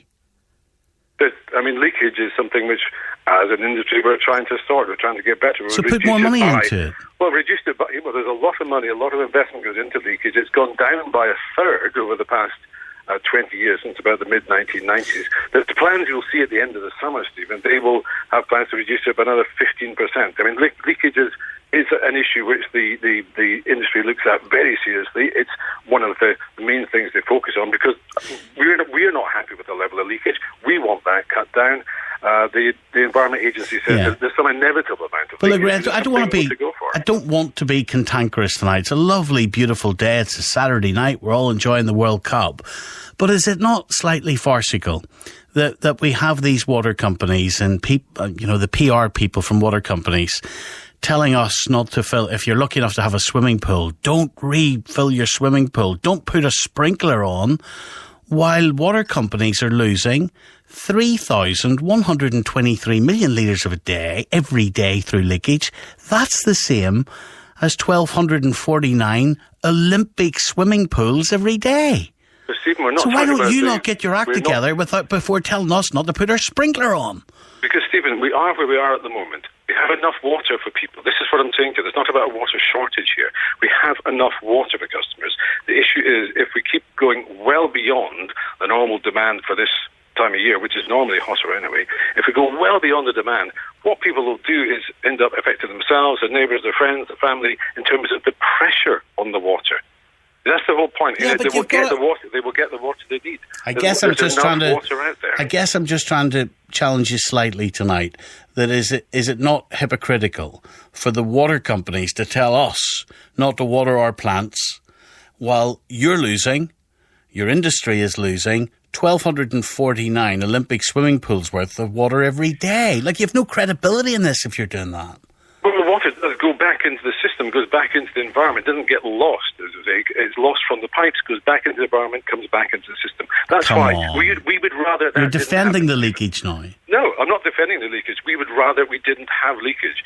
That's part of why we've got plans to reduce it year on year on year. So that is something we are dealing with. That's something we're going to face. But at the moment, the issue that people are facing generally is, look, there might be an issue with the pressure of water in people's systems. You know, we want to make sure that people don't have that.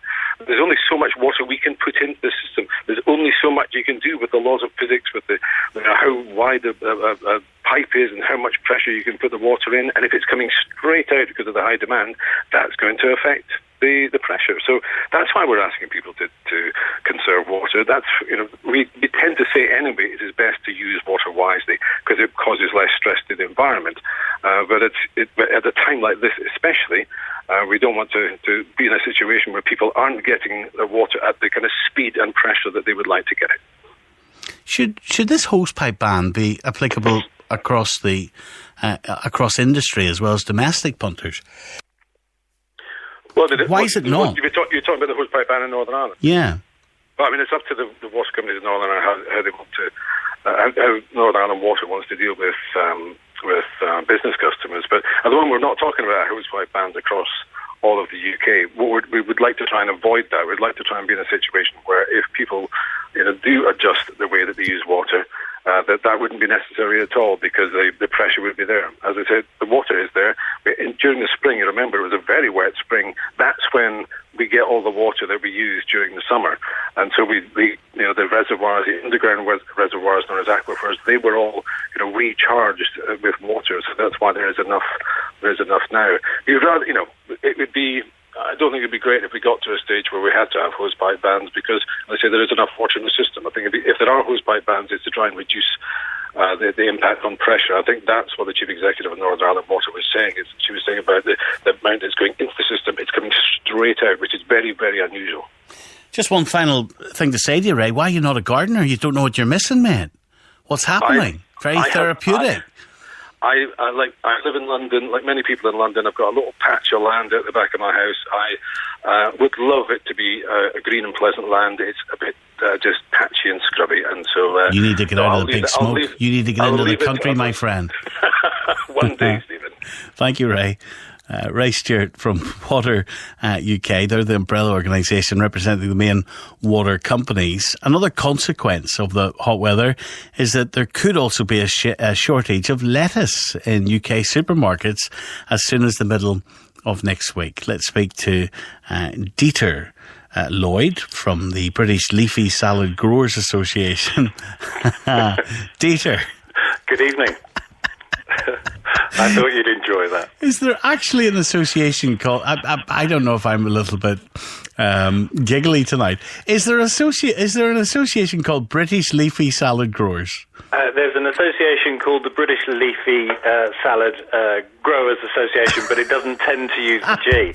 But there's a Brassica Growers Association, and a Vining Peas Association, and an Asparagus Growers Association. You all need to get out more, don't you? It's my livelihood. What can I tell you? Right, Mr. British Leafy Salad Growers Association. Why could there be a shortage of leafy salad? Well, it's interesting. You've had the lady from Northern Ireland and Ray talk about spikes in demand, and the hot weather has created a pretty substantial spike in demand for salads or salad items in the salad aisle in the supermarkets, and that's a wonderful thing. It's a fairly rare and wonderful thing that it should be so hot so consistently. But unfortunately, there's a slight downside to it, and that is that the weather has got so hot that the lettuce has now stopped growing.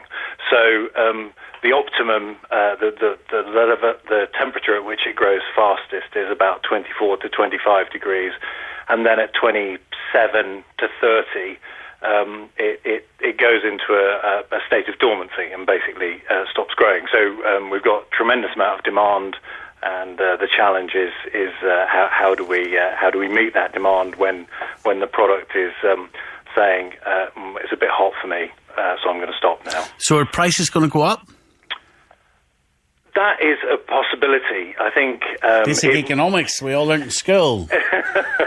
Supplies, demand's really high, supplies low, the prices go up. Look at your curve. It may do. I think that's generally a matter for individual businesses and individual retailers. I think generally the desire is not to increase prices. This is an unusual set of circumstances, and if the weather cools down, it's not a lot of degrees. It's 2 or 3, maybe 4 degrees over the course of the next week, 10 days. Then we should be okay. Our last friends won't like me saying this, but what about spraying the plants with water to cool them down? Well, interesting. Yes, I was talking to somebody about this earlier. So that in theory is possible, but a mature plant doesn't actually need a tremendous amount of water. It only needs about 4 ml over the course of a day. The thirsty part of the process is planting the seedlings when they need about sort of 4 inches, the equivalent of 4 inches of rain over the first 10 to 12 days of life. But of course, the difficulty is if you keep spraying them with water, they will just turn to lettuce puree in the fields. It'll just go mushy and rotten. So unfortunately, that's not really a runner. So what are you going to do? What's the plan? Well, the plan is just to keep. There's the grower association. Well, the individual growers have programs that they have agreed with retailers, and it's a question of looking at the forecast and seeing whether it's possible to sort of hang on in there with UK crop. There's not really an option to go to Europe because the North European countries, which is where salad is currently being grown at this time of year, are all facing a fairly similar situation. So the alternative is to go to the US, but that obviously carries with it increase in prices, because obviously air freighting lettuce from the States. Do you sell this stuff, or do you just promote it? Me personally, yeah. My job is to promote it and to speak to the media. So I don't grow it myself. Okay, nice to talk to you. Good to talk to you too. Thank you very much. Thank you. 24 minutes past 9, 08085 909 693. Thousands of people have marched on the streets of London in support of the NHS to mark its 70th birthday. Organisers of the rally, which include trade unions and anti-austerity campaigners, are calling for more money for the health service. Meanwhile, the NHS has produced an initial list of 17 operations which may be cut. They include the removal of tonsils, varicose veins, surgery for snoring, and other treatments such as grommets for glue ear and breast reduction. We'll hear from a patient in a moment. First, Dr. Evan Harris, former Lib Dem MP, former hospital doctor. Is there logic to this, Evan? Very much so. It's the first thing you should do is to make sure that the NHS is not spending money that could be used on effective treatments, on treatments that are not effective. So what do you do with your varicose veins then? There are other treatments for varicose veins, including injection and drugs. So that's what you do.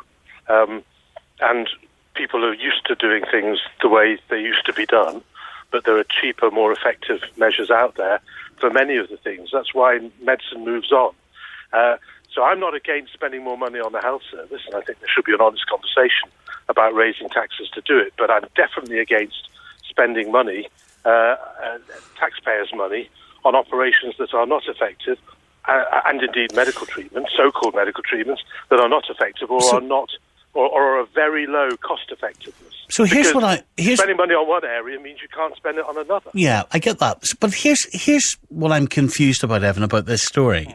For a patient to get their tonsils removed, or indeed to get an operation for varicose veins or all of these other operations, it needs to be, first of all, diagnosed by the doctor. The doctor needs to make a recommendation to a consultant. A consultant needs to tell you as a patient, yes, you need that operation. You just don't walk into the NHS. My point is, you don't walk into a hospital and book your own operation. So what are all of these doctors and consultants doing, signing up to these operations if they're not necessary? Well, there's something in what you say, and we can see that from the prescription, the over-prescription of antibiotics is an even better example of what you say, which is that patient demand without adequate gatekeeping by doctors who don't want to keep arguing with their patients and give in to writing that prescription. The same thing can happen with surgery. I mean, surgeons like to cut. That's what surgeons do. They think that they can see an impact on an individual patient because they're seeing that patient and they're seeing that patient after the operation.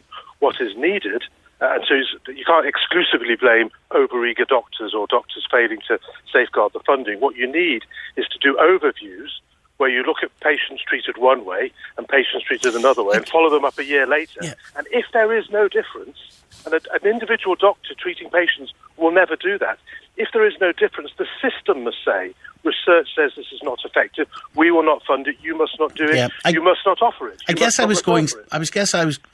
Evan, I was going slightly beyond that, in that with any surgery, and you will know this better than I will because you're a former hospital doctor, there is risk with any surgery.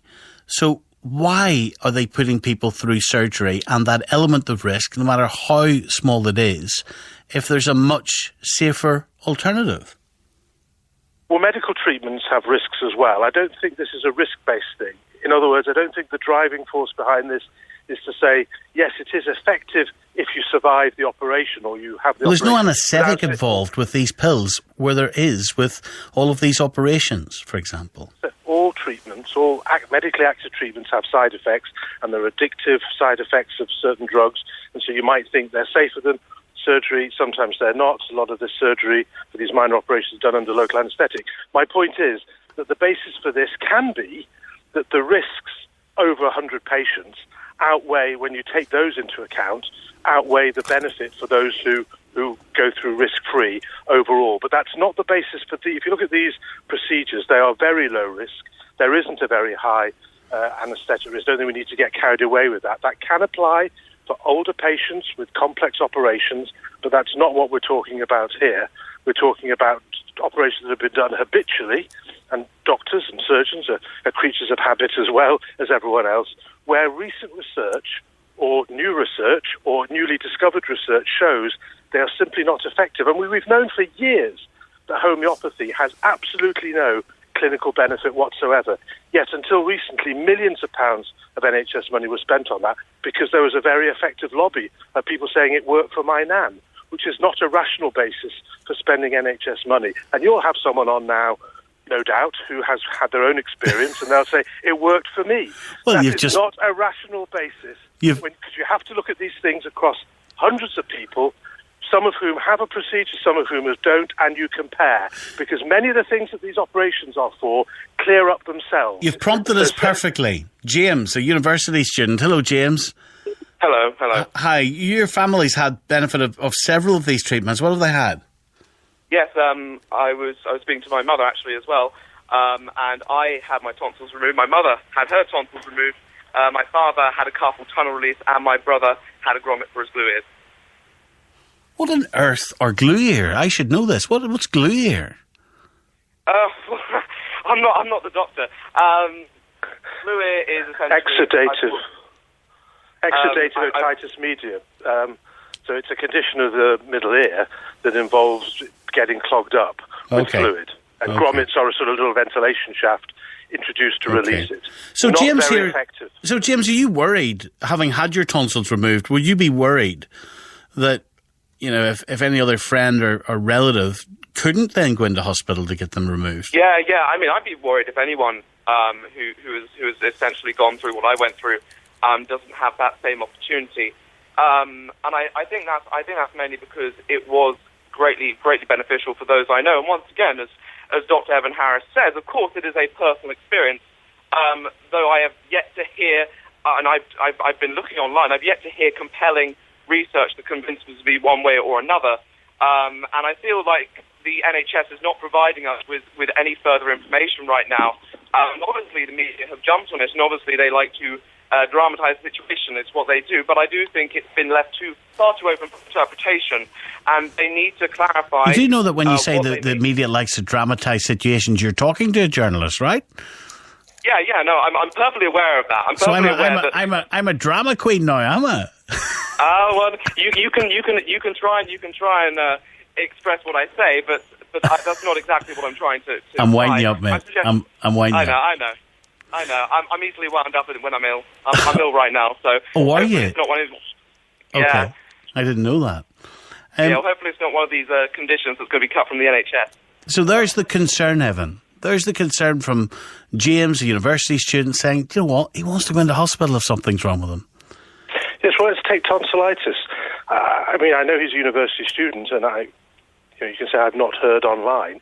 If you go to the NHS website and to NHS Knowledge, you'll see references, and then if you look behind that to the large-scale clinical studies looking at the outcomes for thousands of people, more people than you can get the answers to by speaking to your mates, which tells you that tonsillectomy for an episode of tonsillitis, or indeed recurrent episode of tonsillitis, is not very effective. Okay, it's surgery, often on children. What do you mean when you say not very effective?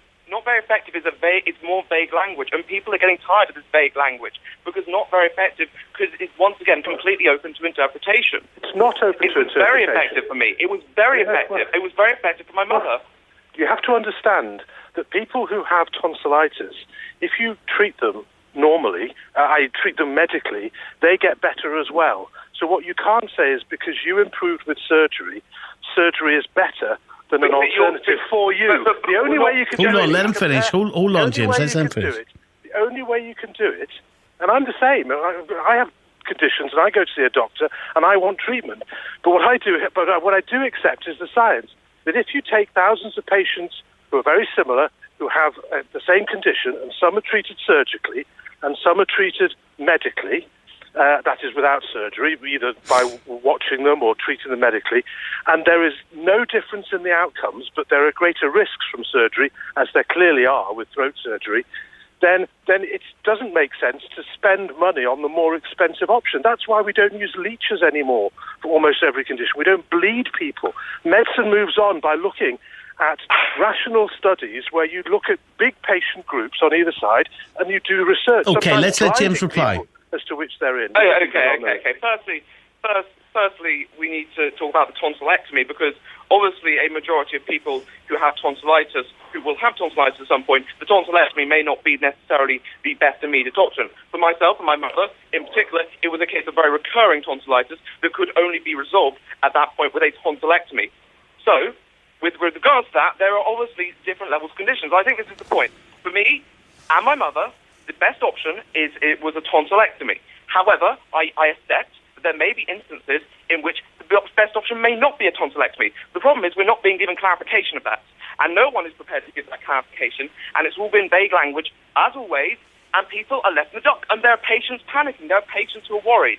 And I think that is a justified worry when people have suffered these syndromes, and people have suffered these conditions, and they are wondering what is going to happen to their health. Final word to you, Evan. There's no one more critical of media hype and exaggeration than me, but in this case, I would just urge people, including people like James, to go onto the internet and look at the Cochrane collaboration, which is a website that looks at huge studies, systematic reviews of treatments, even for recurrent tonsillectomy, for recurrent tonsillitis, and it shows that overall there is no benefit overall from this, except in sexual circumstances. And if you look at what the news is today, you'll see that in most cases this is not a blanket ban, but a general presumption that these treatments will not be funded by the NHS. Gentlemen, thank you very much indeed. We're going to have to leave it there, but Dr. Evan Harris, thank you as always. James, thank you. News time at 9:35. on digital, online, smartphone and tablet. This is BBC 5 Live. With the 5 Live News, I'm Matthew Exel. Police are appealing for witnesses after 4 men were injured in a car crash in Leeds this morning. 2 teenage girls are injured after the car they were all travelling in collided with a taxi in the early hours. The cab driver is also in hospital. A major incident's been declared near Bolton after the fires on Winter Hill and Scout Road merged. Crews say it could take days to fully extinguish it. The NHS in England says it plans to limit the number of patients being offered treatments which it calls useless or risky, including breast reductions and tonsil removals. The move, if it goes ahead, could save the health service around £200 million a year. And United Utilities, which supplies water to the northwest of England, is warning if people don't limit the amount of water they're using, it may have to introduce a hosepipe ban. James Gregg has the sport. Uruguay have booked their place in the quarter-finals of the World Cup after they beat Portugal 2-1 in Sochi. Edison Cavani scored either side of the Pepe equaliser to send them through. He then limped off injured. Our South American football expert Tim Vickery says that the front two of Cavani and Barcelona's Luis Suarez are an attacking force to be reckoned with. The strike partnership of Suarez and Cavani, they set the tone for the team because they work so hard for the team and so hard for each other. Cavani's a box-to-box striker. He's something I've never seen before, a striker who's prepared to work that hard, up and down, up and down, up and down. And Suarez will work like mad for him as well. So Cavani and co will take on France in the last day. Earlier, they became the first team through to the quarterfinals in Russia after edging a 7-goal thriller against Argentina. Kylian Mbappe scored twice for France as they ran out 4-3 winners. And former England striker Alan Shearer is mightily impressed with the 19-year-old. We've witnessed just an incredible performance from a centre forward. You've got 4 centre forwards in this room who are actually applauding Mbappe. Blister and pace, aggression, goals, touch, technique. He has the lot. Tomorrow you can hear Spain against Russia from 3 o'clock and Croatia taking on Denmark from 7. Both games here on 5 Live. Away from the World Cup, Hampshire posted the biggest ever total in a final at Lords as they beat Kent by 61 runs to win the one-day cup. Riley Russo's 125 helped them to 330 for 7 before dismissing Kent for 269. So just how good was that knock from Rosso? Here's Hants captain James Vince. We know he's capable of that. He's played some fantastic knocks for us, especially in white ball cricket, and he's finding his feet in red ball as well now. So he does well in big games as well. So he's a fantastic guy to have at the top of the order. Meanwhile, batsman David Malan has replaced seamer Tom Curran in the England squad for their T20 match against India at Old Trafford on Tuesday. Curran's got a side strain but is expected to be fit for the other 2 games in the series. It's 2 days before Wimbledon starts and Karthi Seagram has been at the ATP tournament at Eastbourne to see the men's and women's titles decided. World number 2, Caroline Wozniacki, won her second Eastbourne title with a 7-5, 7-6 victory over Arina Sabalenka, a 20-year-old relative newcomer. It's worth, though, keeping an eye on both women at Wimbledon next week, despite the fact that Wozniacki has never made it past the 4th round there before. And Misha Zverev, at the age of 30, has won his first ATP Tour title, beating Lukas Lachko 6-4, 6-4. Valtteri Bottas has pipped Lewis Hamilton in a tight fight for Austrian Grand Prix pole position. Sebastian Vettel was penalised for impeding a rival. Vettel will drop from 3rd to 6th after being found guilty of blocking Renault's Carlos Sainz. Commentary of the race from 2:30 tomorrow afternoon on 5 Live Sports Extra. Dina Asher-Smith set a British Championship record as she won the women's 100 metres at the Alexander Stadium in Birmingham in 10.97 seconds. Reece Prescott retained his men's 100 metres title. Trainer Joseph O'Brien and his jockey brother Donica teamed up to defeat their champion trainer father Aidan in flat racing's Irish Derby at the Curragh with 14-1 shot La Trobe. And in Super League, a hat-trick of tries from Josh Drinkwater helped Catalan Dragons move into the top 8 after they beat Castleford by 44 points to 16. And that's the very latest from BBC Sport. 5 Live Sports. The FIFA World Cup Russia. The next stage in England's World Cup dream sees them take on Colombia in Moscow. They've got some outstanding individuals, but I believe it's a game we can win. It's going to be a fantastic challenge for us. The last 16. England against Colombia. Live commentary Tuesday night at 7 on BBC Radio 5 Live and the BBC iPlayer radio app. This is BBC 5 Live, available on the BBC iPlayer radio app. with Stephen Nolan. Now, the acclaimed spoken word artist known as George the Poet has revealed how he was strip searched by the Met Police on his way back home from a sellout performance in London. George Mpanga has posted a video recording on social media taken by a neighbour. He claims he was harassed by police, and the Shadow Home Secretary Dan Abbott has sent her support on Twitter, saying this happens to black men too often. Let's speak to George now. Good evening to you. Hello, George. We'll see if we get him back. I think his line has just dropped off air, so that gives me a chance to remind you what is happening tonight on the programme. We'll have the paper review, of course, from 11 till 12. We're looking at chemsex after 10 o'clock tonight. I think we can talk to George now. Hello, George. Hi there, Stephen. How you doing? Hi. So talk us through this then. After the gig in Islington, what happened? I drove to my parents' house just to catch up with them. They had been to the gig. They were really excited. Before I went into the house, I parked up outside. I was sitting, just responding to a lot of comments. Obviously, people were giving me feedback from the show. My engine was off. My lights were off. The police, about 7 police officers, pulled up in a big van. One came, knocked on my window, asked me about the ownership of the car and the legality of my driving it. I answered the questions. While I was answering questions, another few officers were hovering around the car, flashing torches into it. At this point, I'm not aware of any problem, so I'm repeatedly asking what are the grounds for these questions. The questions are very blunt and they're very... What are they saying to you? They were saying, am I insured? Do I have a license? Am I the owner of the car? I'm saying that these questions imply there's a problem. What is the problem? Where is this coming from? And did they have any grounds to suggest that you weren't insured or you didn't have a license? Had they any evidence? They told me that they found I wasn't insured. I showed them my insurance policy, at which point they started conferring amongst themselves. I don't know what they were saying. But then my dad came out of the house and he was asking what the commotion was, and they were quite rude to him. They just told him to move away from there. Apparently they felt he was standing too close to them. That was what they said to him. My dad was agitated because obviously they're talking to his son for reasons that they don't know, but that he doesn't know. And how old are you, George? I'm 27 years old. I'm a grown man. Okay. Yeah, so I stepped out of my car. They were being very rude. They started putting hands on me. They started implying that I was being uncooperative or escalating the situation. And they handcuffed me and then said they needed to search my car for weapons, when the initial allegation was that I had insurance questions. So to go from insurance to weapons suspicion is it requires explanation, doesn't it? And we weren't given an explanation. So they're basically saying to you that you're not displaying any insurance, that your vehicle on their system was not displaying any insurance. Yeah. Were they telling you it like that, or were they saying to you that you did not have insurance? No, they were drip feeding information. So they only told me that after my dad was agitated. What did they say? So I repeatedly asked. It's coming back to me now. I repeatedly asked what the issue was, and this is something I've heard from the police before. They say we're asking the questions. It's not. We don't have to explain ourselves to you.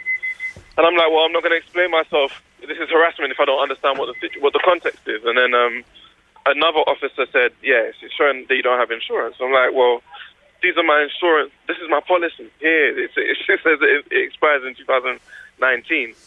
And that's when I said that's when they started conferring amongst themselves, and that's when we got to this question of handcuffs and weapons. What did they say to you about weapons? They said we need to search car for weapons. That's all they said. They didn't say they were called about an incident. They didn't say that they had intelligence. Search your car for weapons? They needed to search my car for weapons. This is word for word what they said to me. I need to make it clear at this point. I'm not in any shortage of publicity.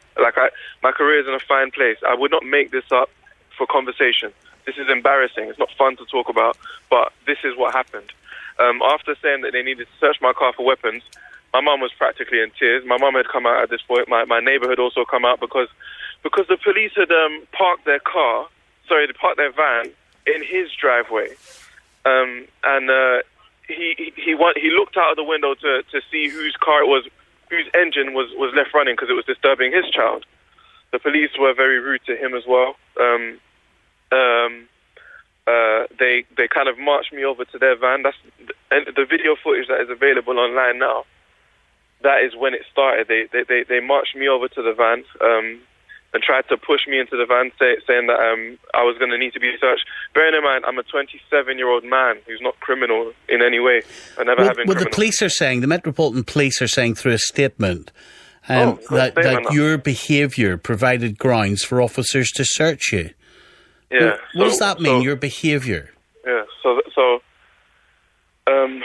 at this point, this is where it gets very difficult for people in my position, because exactly as you said, Stephen, what does that mean? What does that mean? Does that mean that by sitting outside my parents' house, you know, the house I grew up in, the house I associate with peace and childhood, and being asked questions about the legality of my car ownership, and demanding to know why I'm being asked these questions, I'm being difficult? Is that what it means? Well, I would actually take it, and by the way, I'm not on your side here at all. I'm just looking at this impartially, okay? I'm not on the radio tomorrow night. I'm flying to America in the middle of the night. But if I was on tomorrow night, I think there's further questions for us as journalists to ask the Metropolitan Police here, so maybe someone else can do it. You know, what behaviour? So when the Metropolitan Police says behaviour, what behaviour provides grounds for officers to search you? Yeah. Because surely it's not about someone's behaviour. It's about whether there is a suspicion that they are going to find something. You know, if there is behaviour that is unacceptable, then that should suggest that you should be arrested for unacceptable behaviour. But what are the grounds for you to be searched? Why is that about behaviour? So the Met are taking liberties with the privilege they have, and the privilege is benefit of the doubt, because the police are state actors. A lot of people in the country give them the benefit of the doubt and respect their authority. A lot of us do. I was raised to respect their authority. So if they say to everyone, we had to make a qualitative assessment and this person was a threat or a danger, their word stands. They don't need to they don't feel the need to justify that. But they do need they do need to, because of what they've said in this statement, behaviour. It would be different if they had said in this statement, look, you know, well, I wonder, and look, you know, I have no evidence for this whatsoever, but you would think that, look, let's not make it about you. If someone's behaviour was displaying that they were out of it on drugs or something, then you could understand how the police were therefore trying to search for the drugs on that person. But that's why whatever they were talking about here is important. I think we should go back to them. We will go back to them. We will ask the Met what behaviour, all right? And we'll do that on your behalf, and let's see what answer we get back. What did they do then? You were not strip searched in a van, surely? So I was taken to the van. They tried to push me into the van initially. That wasn't taken lightly by myself or my neighbour or my dad or my brother or my mum. And but why were you resisting? Because nothing had been explained. And remember, these are spurious claims. So just let's imagine for a second that I am exactly who everyone knows me as. Let's imagine I'm just a poet who graduated, who speaks to societal ills, who did perform at the royal wedding. Let's imagine that I am that person, and you've accosted me, and you're treating me like a criminal, and you don't feel the need to explain yourself, and you're demanding that I go into a van and be searched. What would you do in that position? Imagine that you're not just imagine for a second you're not a criminal, and you're being treated in this way in a very short space of time after sitting. I think silently. Anybody would say, why are you doing this? What grounds have you got? Exactly. Sitting silently outside your parents' house in your car with your engine off, with no company. So, I mean, a lot of people will listen to this and say, I don't believe him. We need to understand that a lot of people will listen to this and say, this is irrational, the police don't behave like this. But to those people, I have nothing more to offer other than the facts of my experience. I actually have the full video of what happened.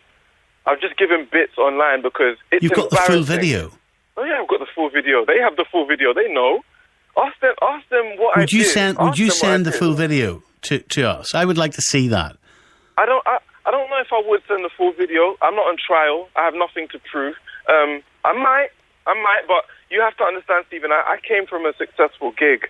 The footage of my gig will be released very, very soon. Fair enough. But look, all I would say to you is, if you let someone else see the full video, then surely that's the whole story.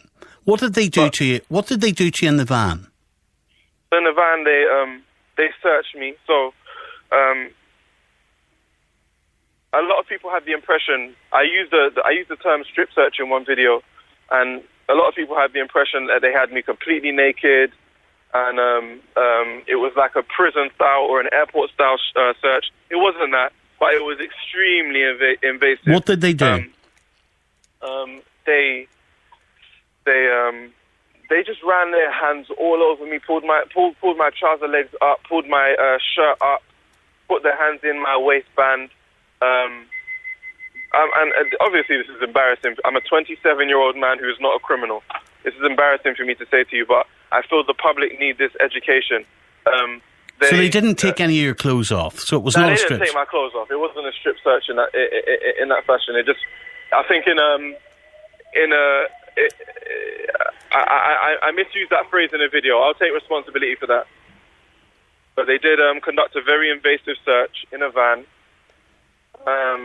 What was invasive about it? I don't know. When was the last time you had a complete stranger touching your genitals? Did they? Yeah, they did. It's a search. It's a search. It's not a performance. Well, come on, we've all had in airports someone running their fingers, and it's not comfortable. Their fingers along your waistband. That is not... Listen, Stephen, it's not under the assumption that you're a criminal, though. Remember, this is all against the backdrop of their... They didn't touch your genitals, surely. Well, you heard what I said, Stephen. So why aren't you pursuing this legally? Because I'm a busy man. I was in the middle of something. This is not how I spend my life. This is not... It's an outrage that this is what's delegated to us as young black men to deal with. This is not... Is it not, George? And look, you might fall out with me here. I don't know, right? We don't know each other. But is it not for people like you, with profile, that if they behaved badly, that someone like you shouldn't let it go? That someone like you shouldn't say you're a busy man, that you should pursue this? Yeah, so Stephen, let me be clear. There's no way in hell I'm letting this go. But you're asking me about within 48 hours of the incident. I'm not in the position, I don't have the luxury of dropping everything and running to a solicitor. There is no way in hell I'm letting this go. Let me be clear about that. But in response to your question as to why I haven't started legal proceedings, I was in the middle of my life. Sure, I get that. Here's a clip of you speaking into your phone after the police search. Let's have a listen. You can do poems for the royal wedding. You can graduate from Cambridge University.